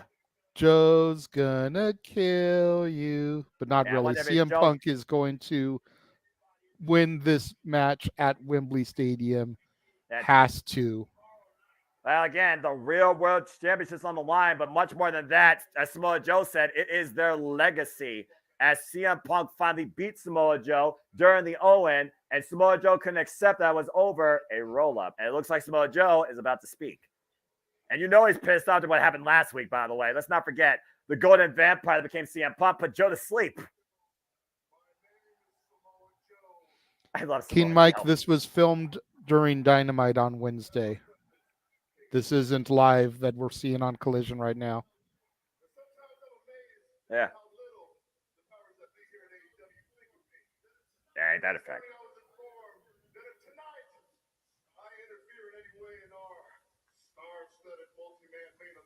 Interfere.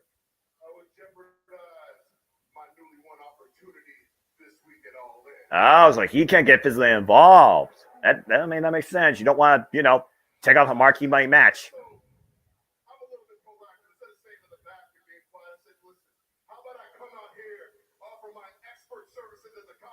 Yeah. Yeah. Hey, good on JR. Oh, boy. Yeah, but he's still pissed off about last week. As we do here on the Multiverse Media, too. We remain professional.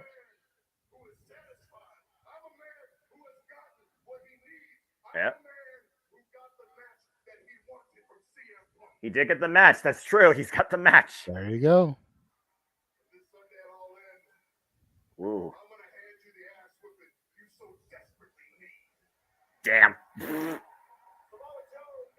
Samoa Joe is a man on a mission looking to put down CM Punk once and for all, and finally has the chance tomorrow at AEW All in London. But tonight, AEW Collision, star-studded 8-man tag main event coming up next. Let's go ahead and run down the card for tomorrow at the 0 hour in London. The biggest event in wrestling history. It's the Railroad Tag Team Championships. It's Ozzy will defend the gold against MJF and Adam Cole. And as we just learned earlier today, also made official, the FW will be online as Jack Perry looks to once again prove to Hook, you don't deserve this. You don't belong in the same ring as me. This pay-per-view, historic pay-per-view, will be, of course, headlined by the AEW World Championship. MJF versus Adam Cole. Of course, it is star-studded across the board championship matches. FTR the Young Bucks 3. One of these tag teams will become legendary and become AEW tag champs. Fatal four-way for the AEW Women's World Championship. And Garcia defends the gold. Saraya, Totally Storm, and Diamond Breaker DMD, who leads with the prize in Wembley. In a dream match, 2 years in waiting. Chris Jericho's one-on-one with Will Ospreay. Trios action, Kenny Omega, Heyman Adam Page, and Kota Ibushi take on Kadoshi Takeshita, Switchblade, Jay White, and Rock Hard Juice Robinson. Don Callis at ringside. AEW Trios Championships, the House of Black versus the Acclaimed 3. Can the badass Billy Gunn get it done? And as we saw on Rampage, Orange Cassidy defended once again the International Championship successfully against Aaron Solo, now approaching his 30th defense, beating the likes of Jalistico, Willa Yuta, Swerve, Buddy Matthews. And of course, as we will find out, we will learn about his next challenger. But before that, we go all in Wembley for Stay and Stampede. Blackpool Combat Club, Santana and Ortiz take on best friends, Orange Cassidy, Eddie Kingston, and Penta Zero Mieiro. I'm pretty sure Eddie Kingston is still looking for those 5 men as we speak, except for Jon Moxley. And of course, we have a tag team coffin match. Darby Allin and Sting taking on Swerve Strickland and Christian Cage. And the real world championship, as Samoa Joe alluded to. Not the title, but the match itself. He goes one-on-one with CM Punk, looking to bury him once and for all and affirm his legacy. The match he wanted, will he get the result he's wanted, though? We'll find out soon enough as Samoa Joe will be on commentary. Again, we talked about this rivalry. We talked about CM Punk's mentality. Again, the legacy of Samoa Joe and CM Punk going back to Ring of Honor to 60-minute draws over the title. But CM Punk finally got his first win on Joe during the Owen via roll-up. And Joe didn't accept that. But since Samoa Joe never got the answer he wanted from CM Punk, he forced it out of him. And CM Punk emphatically accepted last week. As right now we're getting a video package here. Samoa Joe, CM Punk. And of course, CM Punk calls himself the real world champion and is tired of being nice. But again, is CM Punk about to go night-night? We'll find out soon enough.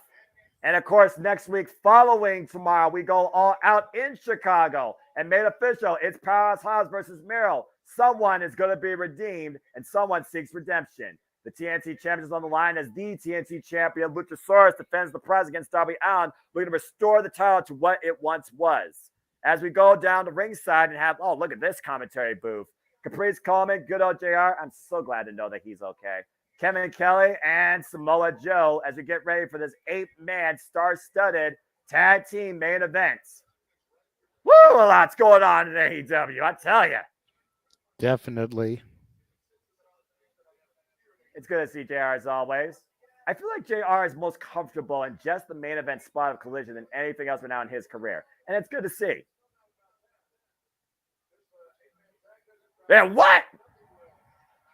He wasn't part of this lineup.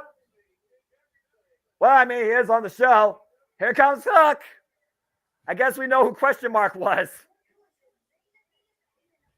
Oh, boy.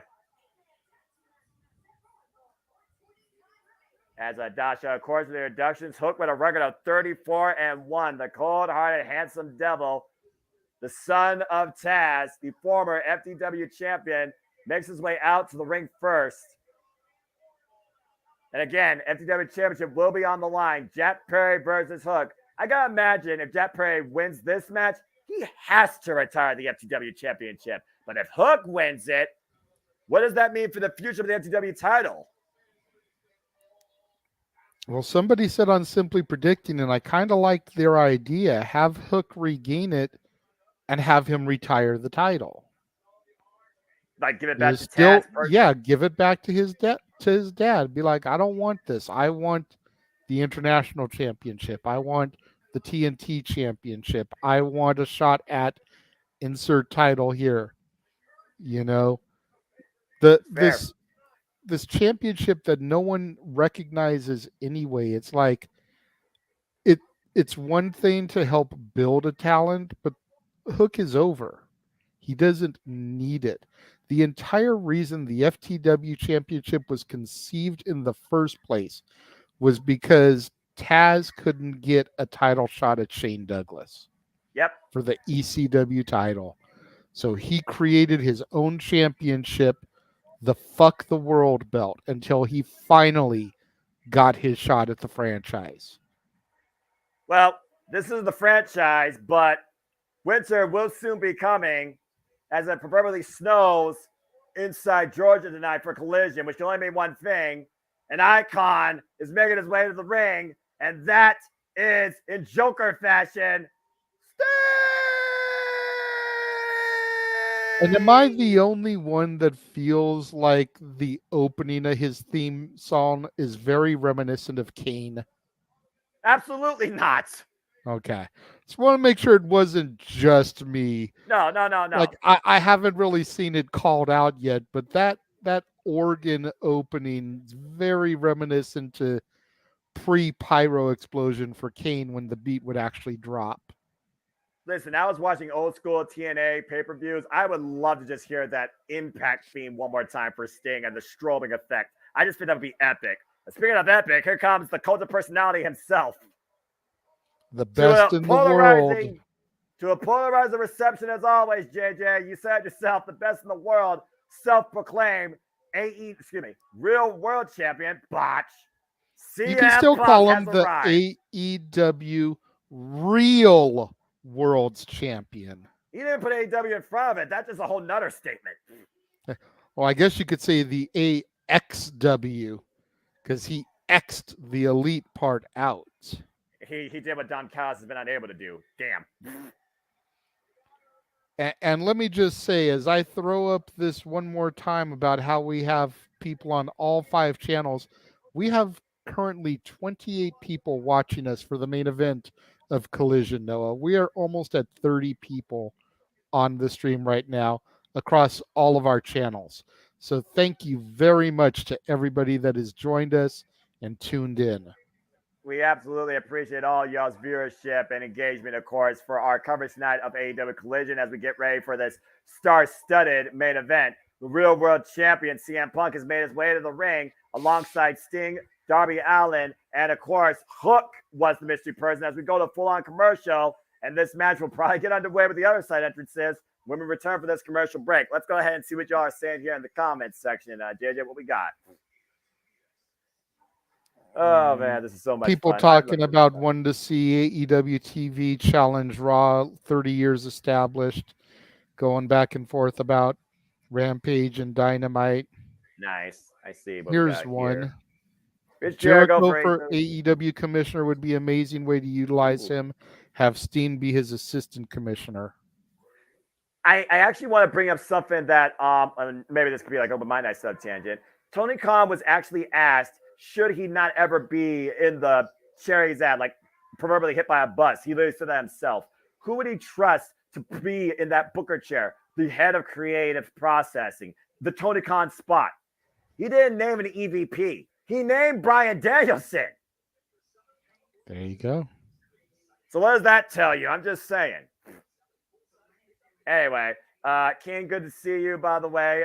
Andrew Zarian from Matman Podcast has reported that all signs point to a new belt design coming soon to AEW. Ooh, but I wonder which belts. Just saying. And I'll get Chris Statlander credit because when she won the TBS Championship, she didn't want a custom belt. That was the belt that she won, and she wanted to bring prestige to this title. in her own way because she won this. She wants to bring respect to that title, and she wants to be respected as champion. I think she's done a damn good job doing it. As we know, it will be Herbert's Ruby Soho for the title at All Out. Speaking of bringing respects to titles, as we know, JJ, the TNT Championship will be on the line. You've called it. Everybody's called it the hot potato title. Darby Allin doesn't give a damn about the World Championship. He gives a damn about the TNT Championship. Arguably, besides him, Cody Rhodes and Brody Lee, forever exalted, they are the only ones that have truly showcased, presented, and identified the TNT Championship properly. So, in my opinion, Darby Allin might be the guy the TNT title needs more than anybody. I only bring this person's name up because I never really saw any of those three with the title. But what about Sammy Guevara? Sammy Guevara is a 3-time TNT champion. He took it off Miro, who had an incredible run, and he did have some good matches with Darby Allin and Andrade. But a lot of people kind of forgot about that title run because it was also when he was involved with Scorpio Sky, and he and Ty Metal had with it in their bed in the spot. So against Dan Lambert, so they kind of forget about that. Fair enough. And yes, Safet, we know NWA's 75th anniversary show is on. Originally, the watch along tonight was going to be of that show. However, priorities over passions. Finances weren't there for us to be able to order the show and cover it. I have been trying to keep tabs on results so I can mention if something major happens, which I do have something to report, Noah. Max the Impaler defeated Kenzie Page to become the new NWA Women's Television Champion. Damn. Well, first off, that doesn't surprise me because Max the Impaler is freaky, scary, strong, and I'm pretty sure pretty empowered in full force. Her sister Kylie Page and Ella Envy tried to be a difference maker, and they failed. Speaking of difference makers, I would argue to say that Christian Cage has been a difference maker in the TNT Championship, being connected to Luchasaurus' name, yet Luchasaurus has never held the title. And here's Christian Cage holding the championship that we were just talking about a moment ago. A different television champion of sorts, the title of TNT. Uh-oh. And as Jurassic Park just went off the air prior to this, here comes Christian Cage, right hand of destruction, a fossil reincarnated in Luchasaurus, who, might I add, is the TNT champion, and is not holding his title. And of course, in 1 week for the day, it is Luchasaurus versus Darby Allin for the TNT championship. Luchasaurus, by the way, with one title defense since being the TNT champion, 2 title defenses being TNT champion. Shawn Spears from Battle of the Belts and Brock Anderson. And you see Darby Allin staring daggers at Christian Cage. Swerve's house. That's whose house is it? Man, this is an all-star match, to say the least. You got all the Bullet Club going at ringside, including Cardblade, or whatever the hell they call him. And now you got the Mogul Embassy coming out with Brian Cage and Prince Nana and Swerve. Oh, boy. Prince Nana is such a weirdo. This dude.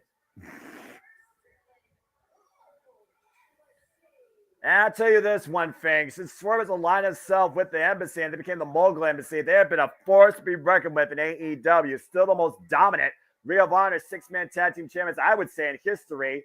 And Swerve has taken opportunity every chance he could to make Darby Allin's life a living hell. Paul Turner is official for this match, senior official for the AEW Ref Corps. And of course, this match is fully loaded with many matches we will see at All in London. We got Swerve, Sting, Darby Allin. I think the only person not involved in a match here at Wembley, preferably enough, is Luchasaurus and Brian Cage. Right? Keen A Train says Prince Nana is my whole vibe. Oh, for the love of God. Well, we'll see who kicks things off here in this 8-man tag. Again, Joker Sting. I love Joker Sting. We got Samoa Joe on commentary. We got Bullet Club Gold at ringside with the ads. Golden Guns. I'll call them what they are. And Rock Hard Juice Robertson. Bell rings are underway, and it looks like we're kicking things off with CM Punk and Swerve Strickland. This should be interesting. And first time these two have tied up since being a part of AEW. Both men are definitely off the cusp and a cut of the cloth in their own way, if you will. Continental title kicking things off here. Again, the two egomaniacs, I would say as well. CM Punk polarizing, saying boo me, cheer me, love me, hate me. And Swerve Strickland that just does things his own way. I got to know, Noah, what did you think of the Golden Vampire last week? Well, I thought it was the Los Conquistadors' long lost brother, if I'm perfectly honest with you. So I saw the Fang attire on the clothing. That definitely caught me off guard. And it's not even Halloween or October yet. I did not expect to see that. Well, it was his version of a tribute to Edge, so still very classy by CM Punk. Yeah. You know, I think CM Punk gets a lot of bad vibes. It gets a little bit of a bad reputation, especially post Brawl Out. You know, we can't even dispute that some of it isn't warranted, but I think deep down in his heart of hearts, he still has nothing but love for the people that helped establish him and make him, especially in the WWE. So the Golden Vampire was a nice little touch there. You figure, like you said, Los Conquistadors, the vampire being a reference to the Brood, you know. Yeah. Of course, we talk about Adam Copeland, who just had possibly his last match in WWE against Sheamus at his 25th anniversary. And people are already throwing speculation that he could show up some point in AEW and maybe reunite with Christian Cage. We will be discussing a little bit of that at the top of open mic night. That was the only topic we really got into last week, considering we went 3.5, 4 hours just doing karaoke. That was kick-ass ridiculous. Whoa. So we will be touching on that briefly. I actually have a video from Edge that we will air to kind of clarify things and, you know, clear the air a little bit. So make sure you guys tune in to open mic night for that.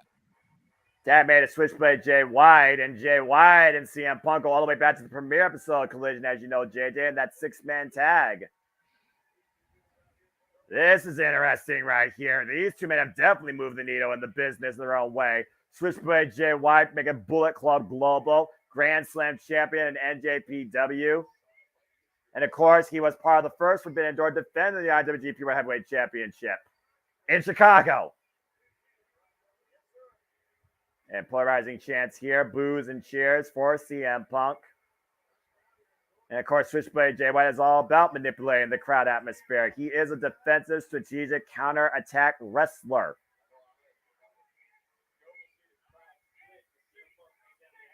Oh, wait a minute.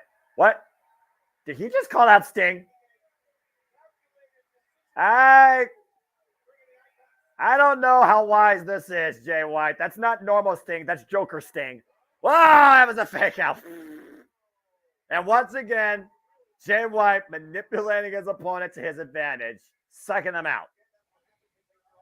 Oh, I can't tell you all about Switchblade Jay White's history. So can my brother King. Again, IWGP United States Heavyweight Champion, IWGP World Heavyweight Champion, Intercontinental Champion. He won every title, never weight champion. And of course, he became part of AEW at the expense of Ricky Starks. I believe at WrestleMania week. Woof, nice backdrop driver. So far, CM Punk's the only one that's been in this match on his side. And he tags into Hook. All right. Well, this is interesting. I was actually just about to ask you that, too, because I was trying to send a message to Boss Man. So I was about to ask if anybody else had come in for Punk Squad yet, but then you said that, and then came the tag from Hook, so kind of prevented me needing to say anything. And man, look at this chain wrestling from Hook on Jay White. Jesus. Again, the experience level of Hook versus his years of expertise goes beyond his years. I guess what happened when you train out of Taz Jones, you're the son of the freaking Taz, and maybe now I got Darby Allin in the ring now. And again, talk about chain wrestling. Darby Allin, great wrist control. Darby Allin, who survived Minoru Suzuki one time in an open challenge here on Collision and beat Christian Cage last week in a great main event. It's just you don't usually, when you look at somebody with the pedigree of a Switchblade Jay White, you don't think of somebody who's for lack of a better term, and I'm not trying to sell him short, but as inexperienced in the big game as Hook, as being able to go hold for hold, move for move with a guy like Switchblade. Uh-oh. And here is a preview of our TNT Championship match at All Out. Darby Allin and Luchasaurus. Ooh. Big brush the dinosaur. Oh my gosh, the power. Ooh. But the tenacity and the speed of Darby Allin places advantage. Coffin splash attempt. Tad to Sting. Oh, here we go. Oof. Big right hands being thrown by the Icon. You even said yourself, JJ, Sting is as strong as a multi-person capacity. And the teamwork that he and Darby Allin demonstrate is something to behold. Stinger splash. The referee's got to get control here. I know they got a 10 count, but come on now. And Sting's the legal man. Oh, Tad to CM Punk. And Punk comes in with the booze with a Cheshire grin on his face. Uh-oh! Got caught by Luchasaurus. Oh, man. Look in the eyes of a dinosaur. What do you see? Cult of personality. And now come right there. Oh. Oh! Christian with the trip up on the outside there. Took advantage of the rest back as Luchasaurus delivered a boot to CM Punk. The opposition in control. Match continues here, folks. Stay tuned. Restaurant quality. Picture in picture. Oh, man. This is a crazy 8-man war. I love it. And Samoa Joe being professional as always at ringside. And you got to imagine Samoa Joe, he's learning the vulnerability of CM Punk and his hubris, if nothing else. If Samoa Joe can exploit CM Punk's ego, he could very well get the best of CM Punk at Wembley. And we have seen shockers before. Imagine, what's the biggest shocker we could get at Wembley, JJ? You talk about moments, let's talk about shockers. What if, keyword if, Samoa Joe gets the best of CM Punk? It only takes 3 seconds. That's fair, but I feel like Tony Khan is going to do this Ring of Honor style. You know, Samoa Joe swept their series in ROH, went 3-0. Punk never got a pinfall on Joe until AEW earlier this year. They've now gone at it twice in AEW. Punk is going to close the trilogy out victorious, just like Joe did in Ring of Honor. And then if and when we ever run it back, we will get the true winner. Fair enough. I mean, again, Samoa Joe right now, he is on the cusp of being the longest reigning Ring of Honor World Television Champion of all time since getting that title from Minoru Suzuki last year, I believe, in April. What a drop kick by Brian Cage. Who better? I agree, King Mike. We wanted either Punk and Page or Punk and Omega. Either one. Personally, I think it should have been CMFTR versus Page and the Bucks. That way Omega could have been free to do Osprey 3. And then come all out in Chicago, you splinter them off. And you do Punk Page 1-on-1 in Chicago. You do FTR versus the Bucks for the straps in Chicago. Yeah. It just seems to write itself as far as the booking, you know. Yeah. Jeff says it all the time. It ain't hard to book. It's just hard to finance. And this is why Tony Khan needs someone to help him booking. Brian Danzig. That being said, I still don't think it's too far off to get that match, if I'm being perfectly honest. It's just a matter of how they execute their way towards that match. It's like we talked about with the trios match. Based on the result, do we finally get Kenny Omega's coach to get his check? Because right now, at the forefront of Kenny Omega's career, we were trying to learn about his future with the sit-down with JR and Bullet Club Gold attacked him, thanks to a great plan by Don Callis. Hate that guy. Freaking right now, Kenny Omega, he needs to deal with the Don Callis family. If you get past that, then maybe we can finally get the match people are waiting on. Well, one of the matches people are waiting on. I have others in mind. And one of the matches is Kenny Omega versus CM Punk. As we're back here again, folks, it's our main event, AEW Collision, 8-man all-star tab before All In. Sting, Hook, Darby Allin, and CM Punk for Switchblade Jay White, Luchasaurus, Brian Cage, and Swerve, Christian Cage, Prince Nana, and Bullet Club Gold at ringside. Samoa Joe on commentary. And right now it's Jay White with a chop. Legal with CM Punk. Now up in the fireman's carry. No way. What's he looking for here? Go to sleep? Both of these men with a mean streak as far as freaking Hollywood Boulevard. Ugh. But Punk, they're stumbling into the other corner. He doesn't want to be in there. That's a danger zone for him. Especially with Switchblade Jay White hyperextending the leg there. And you haven't even talked about it before. CM Punk is not as young and as spry as he used to be. And to a degree, we've seen the wear and tear CM Punk has still to this day on Collision. Still younger than Steen is. Yep. Ooh.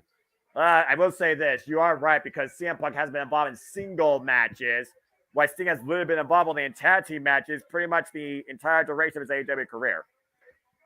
And Marshall, we're just going to have to agree to disagree on the fact that Punk needs to not be allowed near the main event. He's a problem backstage. At the end of the day, Punk wants to make money out of the incidents that occurred, while certain people that have EVP status that call themselves elite refuse to work with him. Just saying. Stop me when I'm telling lies.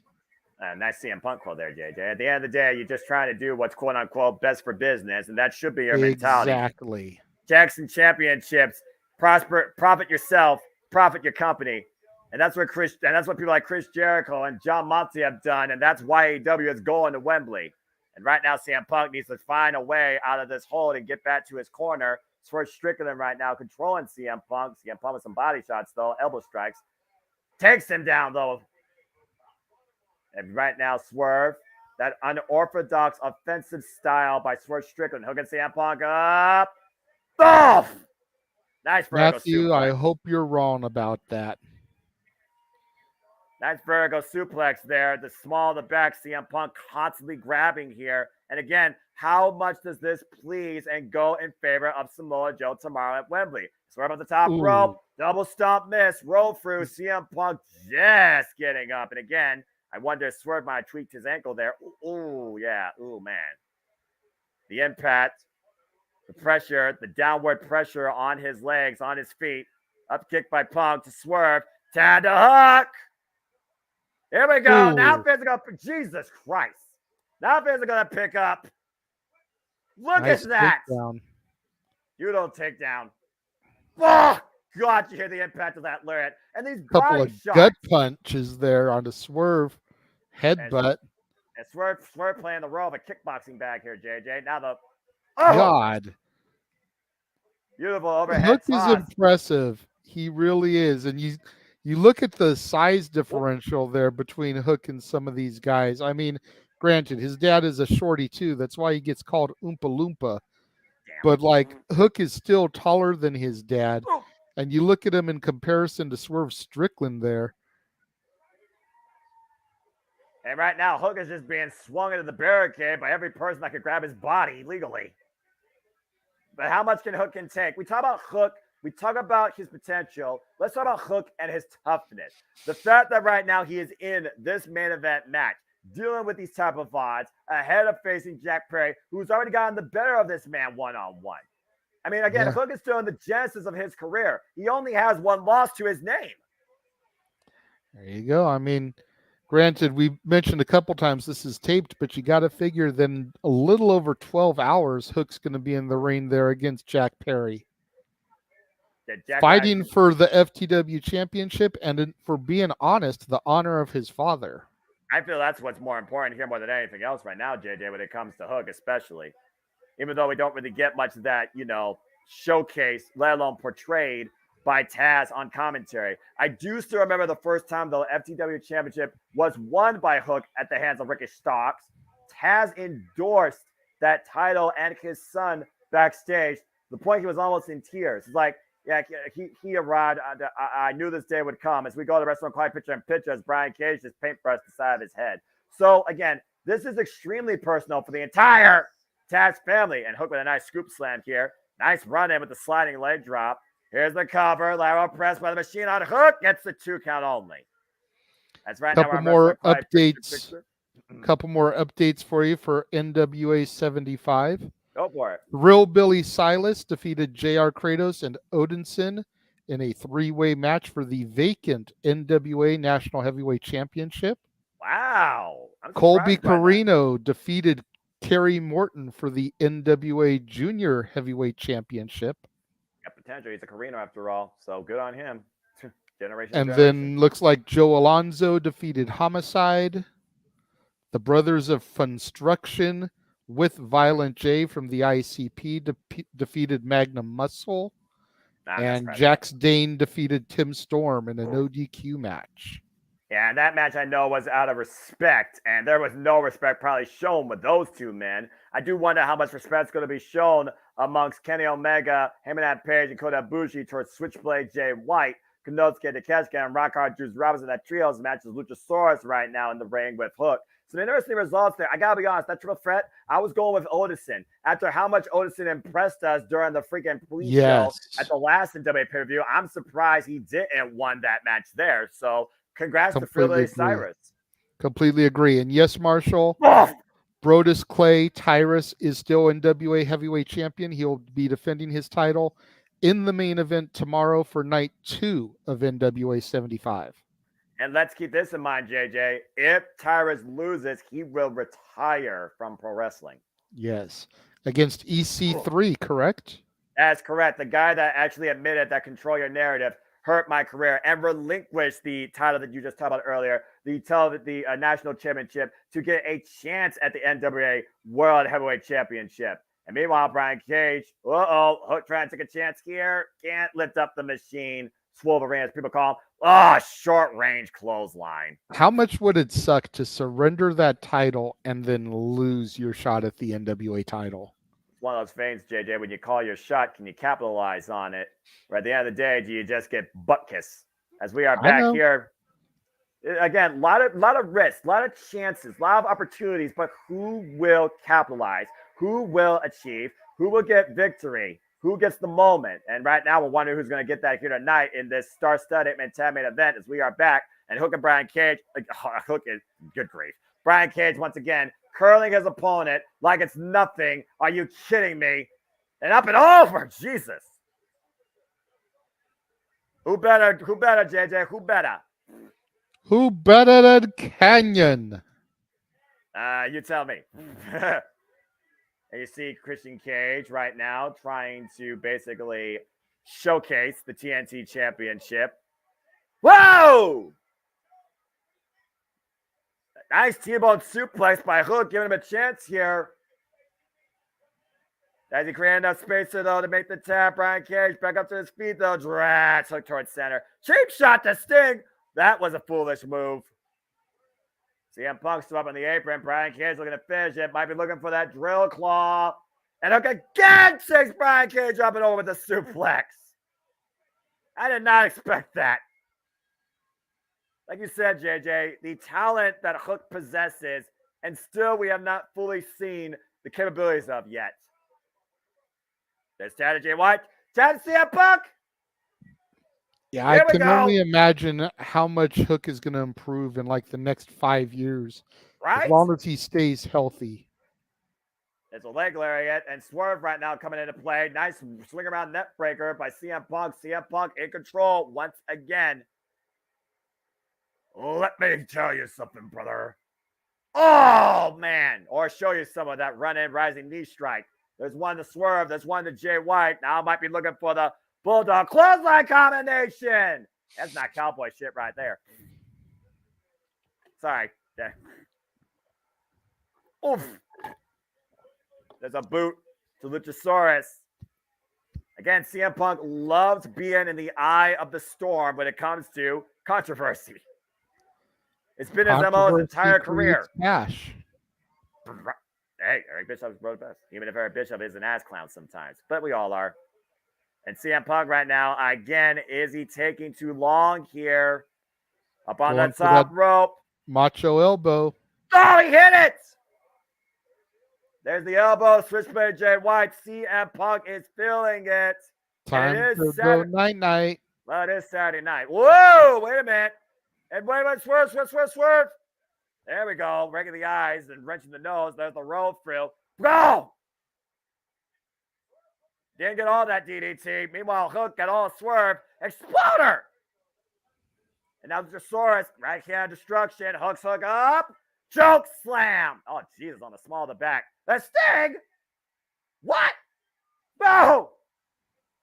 Scorpion death drop. And Jay White chop block.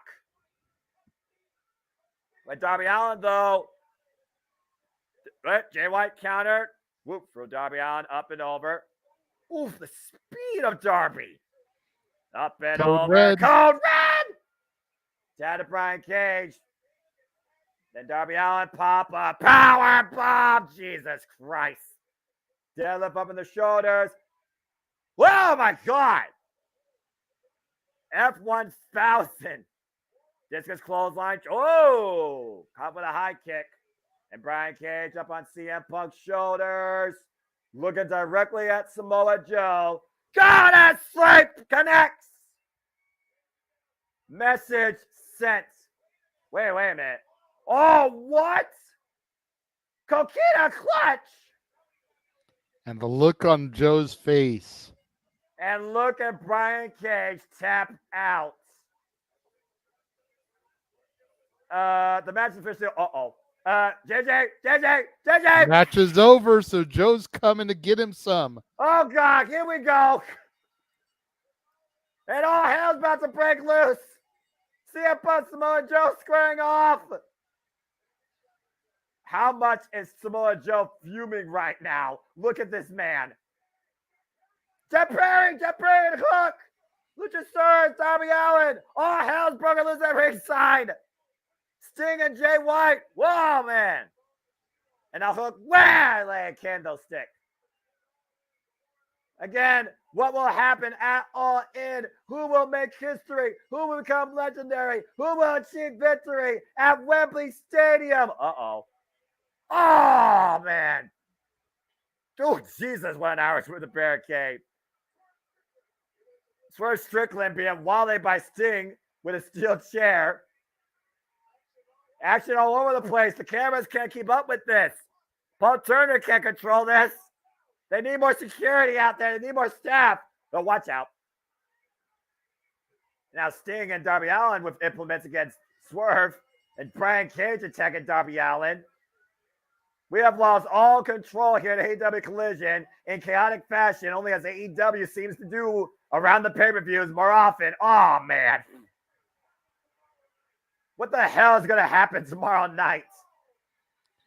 Chaos, disorder, and melee. And professional wrestling, damn it! You sure about that? Because this seems a lot like sports entertainment. Well, I mean, I don't have 250 camera cuts by Kevin Dunn, so I'm going to call it what it is. Let's Hook right now. Hey, tell me when I tell him lies. Oh! Was that beer? The Jet Prairie just whacked Hook. That wasn't from Sandman, by the way. That was from a fan. Oh, wait a minute. No. Oh, God, no. Oh, God, no. Not on the stairwell. Oof. And Joe just whacked CM Punk with the Real World Championship. And right now, will that be the sight tomorrow at All In? The passion, the drive, the will to win.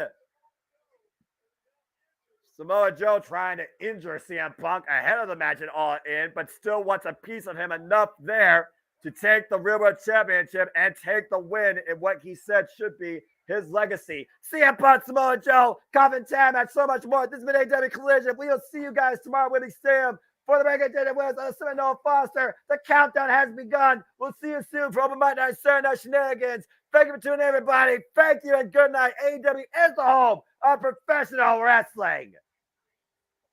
I love it. Whew. Hell of a go-home collision there. Like Noah said, we're not going to stick around and we're not going to BS for long. You know, want to make sure we get a little bit of time, about an hour, to enjoy this countdown to All In, to get prepared for Open Mic Night. Make sure you guys tune in at the top of the hour as we talk about all these different topics. We're going to discuss the Cash Wheeler arrest. We're going to pay tribute to Terry Funk and Bray Wyatt.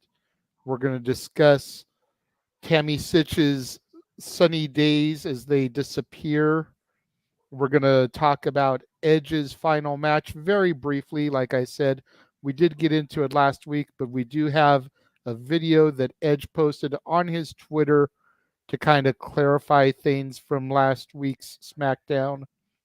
And then we're going to talk about the way some of the people in the AEW locker room are feeling right now towards Tony Khan. Supposedly, according to rumors, make sure we make that clear. So make sure you guys tune in at the top of the hour to check that stuff out. Noah, always an awesome time. Thank you for doing this, my friend. You are the fucking Energizer Bunny of the multiverse of media. Just pop a battery in you and you can go for hours on end calling professional wrestling. And you got 2 shows to do tomorrow, damn it. Hey, but we'll get into that stuff with the plugs on open mic night. You're daggone right. I'm ready for it. I am ready to call history. I am ready to call the moments. I'm ready to call the shockers. I'm ready to call everything. I am ready to embrace, embark, and witness the biggest event in wrestling history. Damn it! But we digress. Noah, go ahead and take us out of here like you always do. And we will see everybody in a little less than an hour for open mic night. We'll see you all shortly here again soon. The Multiverse of Media ahead of the Saturday Night Shenanigans too. But people, as I always like to leave you with, because my name is Noah Andrew Foster, here to encourage you to just enjoy wrestling too. For there are no winners, there are no losers, there are no bears. Just fans with opinions for this passion we all share. So at the end of the day, folks, support one another, respect each other, protect your mentality too. Treasure your families, just enjoy life, and enjoy professional wrestling. It's as simple as that. We'll see you here very soon.